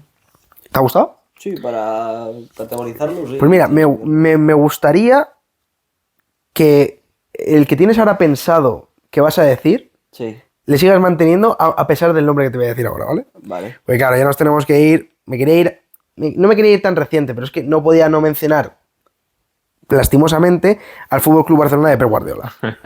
2008-2012. Podía haber metido a la selección española, podía haberla metido, pero bueno, la era del tiki-taka nació en el Barça y gracias a que nació en el Barça conseguimos también la selección española. Entonces era justo meterle. Bueno, el Barça en esta época, bajo la dirección de Pep Guardiola, como he dicho, se revolucionó el fútbol, ¿no? El fútbol moderno era un juego pues basado en la posesión, en el movimiento constante, en la presión alta, y era conocido pues, por el famosísimo tiki-taka. ¿Vale? Esto llevó al club a un éxito sin precedentes y al reconocimiento global. Yo creo que mucha gente es del Barça por esta época, o mucha gente, porque ya nacieron también figuras muy históricas, como vamos a ver ahora, pero mucha gente, el Barça le empezó a tomar en serio a partir de esta época. A partir de esta época, para mí, el Barça se puede considerar grande. A pesar de que era un equipo grande, aquí se demostró que era de los mejores. Porque es que no era normal lo que estaba consiguiendo. O sea, estamos hablando de que en 4 años ganaron 14 títulos. O sea, 2 ligas de campeones, es decir, la Champions 2009 y 2011, 3 ligas españolas, 2 Copas del Rey. Estamos hablando que estábamos compitiendo contra el Madrid de Mourinho, que tampoco era Hombre, poca cosa. Ya, estaba muy bien. O sea, y la superioridad también era clara. Entonces, la temporada ya 2008-2009 fue especialmente histórica, porque es que consiguen el sextete, ganando todas las competiciones en las que participaron. Es una Creo barbaridad. que empezamos perdiendo en la liga. Empezó perdiendo Sí. contra el Hércules, me parece un recién ascendido. Sí. Pero fíjate cómo supo remontar, ¿eh? Y nada, pues, ¿qué ha salido aquí? Pues Lionel Messi. Emergió como el mejor jugador del mundo. Así lo voy a decir porque es que es así. Respaldado por un mediocampo sencillito, Solo. Xavi, Busquets, Iniesta. Poquita cosa y una defensa liderada por Puyol y Piqué. Es que... Toda la gente que luego había, estaba ya Touré por ahí, estaba Thierry Henry, Sí, estaba Samuel Eto'o, estaba luego Víctor Valdés de Villa. portero, que tampoco era malo. Luego No, fue Villa. Dani Alves, que... Es que Esos también engancharon un inicio de Ronaldinho, si no me equivoco, porque Guardiola llegó a tenerlo, ¿no? cuando llegó justo se Justo fue. se fue, ¿no? Ah, vale. El que fue Eto'o. Eto'o sí que estuvo un Entonces, año y luego ya se se chinó y se piró también. El único que no le funcionó fue Ibrahimovic. A Ibrahimovic no le funcionó muy bien Pero esto, Es ¿eh? que era un vestuario también. Bueno, no le funcionó, o sea, más que no funcionara, El que estilo. no congeniaron, porque sí que consiguió 20 y pico goles. en la Sí, pero el temporada. estilo a lo mejor no le beneficiaba mucho. No, que Ibrahimovic. no, Quería no ser tenía. titular todo el rato y el otro, pues. Ya. No, con Guardiola no se llevaba bien y por eso se fue. Bueno, el Barcelona no solo ganaba, sino que lo hacía encima con un estilo que predominaba el control del juego y la creatividad. Y voy a mencionar 2 partidos que, aunque me duelan, se ejemplifica perfectamente la superioridad ante rivales durísimos como es el Madrid y el Manchester United. Al Madrid le metió un 2-6. Es que es una barbaridad en el Santiago Bernabéu, Empezó ganando el Madrid, de hecho. como el otro día, pero bueno. Y la final de la Champions 2011 contra el Manchester United. Es que Esa aparte de... final le da un baño y... Es que aparte de que ganaba, ¿cómo ganaba? Yo creo que es la base. Ya, Es bueno. que no te dejaba tocar el balón, tío, y te sentías... Pues eso, ¿qué hago aquí? Sí, tal cual. Y bueno, es evidente el legado que ha dejado este tiki-taka, tanto para la selección española, que la llevó a ganar Eurocopa, Mundial Eurocopa, porque Tremendo prácticamente el 80% de los jugadores o el 70% de los jugadores titulares de España eran del Barça. Ya. Eso es así. Entonces, ese estilo se implementó a la selección. Y bueno, ya no tan solo la selección, muchos equipos empezaron a replicar este juego de tiki-taka, de pase, de control, que a día de hoy, al ser un fútbol tan físico y no funciona tanto, pero bueno, en esta época funcionó, vemos que funcionó muy bien, y ahora que os he dicho los 5 equipos, me gustaría deciros, me gustaría que me dijerais cuál es el mejor para vosotros. Os lo repito, por si os olvida. El Real Madrid de las 5 Copas de Europa, el Ajax de Johan Cruyff, La Brasil Pelé. de los 3 mundiales, Bueno, sí. el Milan de Arrigo Sacchi ¿Vale? o el Fútbol Club Barcelona de Pep Guardiola. A ver, yo te diría el Fútbol Club Barcelona de Pep Guardiola, pero porque soy del Barça. Si te lo tengo que decir eliminando esta opción, por ejemplo, te diría la Brasil de los 3 mundiales o la Brasil de Pelé. Me gustó mucho. Sí, o sea, O sea, a ver, por complejidad, tú date cuenta que un mundial es cada 4 años. hay que mantener 12 años. Es que tienes que mantener 12 años y ser el mejor durante 12 años. Y claro, que no es algo que se repita cada año, que tengas la oportunidad de ganar cada año, como por ejemplo la Champions, siendo ya muy difícil. Es que lo del Ajax, por ejemplo, has dicho que eran 3 años, ¿no? O sea, Sí, 3 cuando tuvo el consecutivas. sprint ese que ganó tantos Justo, títulos, fueron 3. no llegaría ni a un mundial, porque un mundial son 4 años. Pues cuando empezaría el mundial, ellos Ya ya habrían. pinchaba. Claro. Y que tienes la oportunidad, te digo, de año tras año tener la oportunidad de ganarla otra vez. Y no tan solo eso, sino que el mundial tú tienes que mantenerte, pero tus rivales se hacen más fuertes. Evidentemente, no es lo mismo la España que hemos visto en esta Eurocopa que la España que vimos en 2020. Sí, Claro, y que son cambios de generación, porque 12 años puede haber una selección que no tenga ningún jugador del anterior, Diferencial, del claro. primer mundial. Exactamente. ¿sabes? Se Entonces, pierda esa idea que se quería transmitir, Claro. o yo qué sé. Creo que coincidimos entonces, ¿no? los rivales, claro, van cambiando y, hostia, que es muy complicado hacerlo de Brasil. Bueno, pues esperamos que os haya gustado. Os he traído 5 equipos. Esta sección se puede hacer más veces porque equipos históricos hay por todo el mundo. No voy a daros pistas, pero si os gusta y vemos que pues, a nivel de likes, de comentarios, de visualizaciones os ha molado, os traeremos de nuevo esta sección. Como digo, esperamos que os haya gustado. Y nada, recordad suscribiros, que es gratis. Bueno, pues aquí termina el programa de hoy. Esperamos que os haya gustado mucho. Creemos que el transportarnos a esa época pasada y ver cómo eran los entresijos de los estadios, de los jugadores, salarios, equipos, etcétera, podía estar muy interesante. No todo es la actualidad, como siempre decimos aquí. Creemos que lo de antes también está bastante bien conocerlo, ¿no? Y pues nada, esperemos que os haya gustado. Recordad que os podéis suscribir, que podéis darle a like, que podéis comentar sugerencias de vídeos, que nosotros estamos abiertos a todo. Y nada, nos vemos en el siguiente capítulo.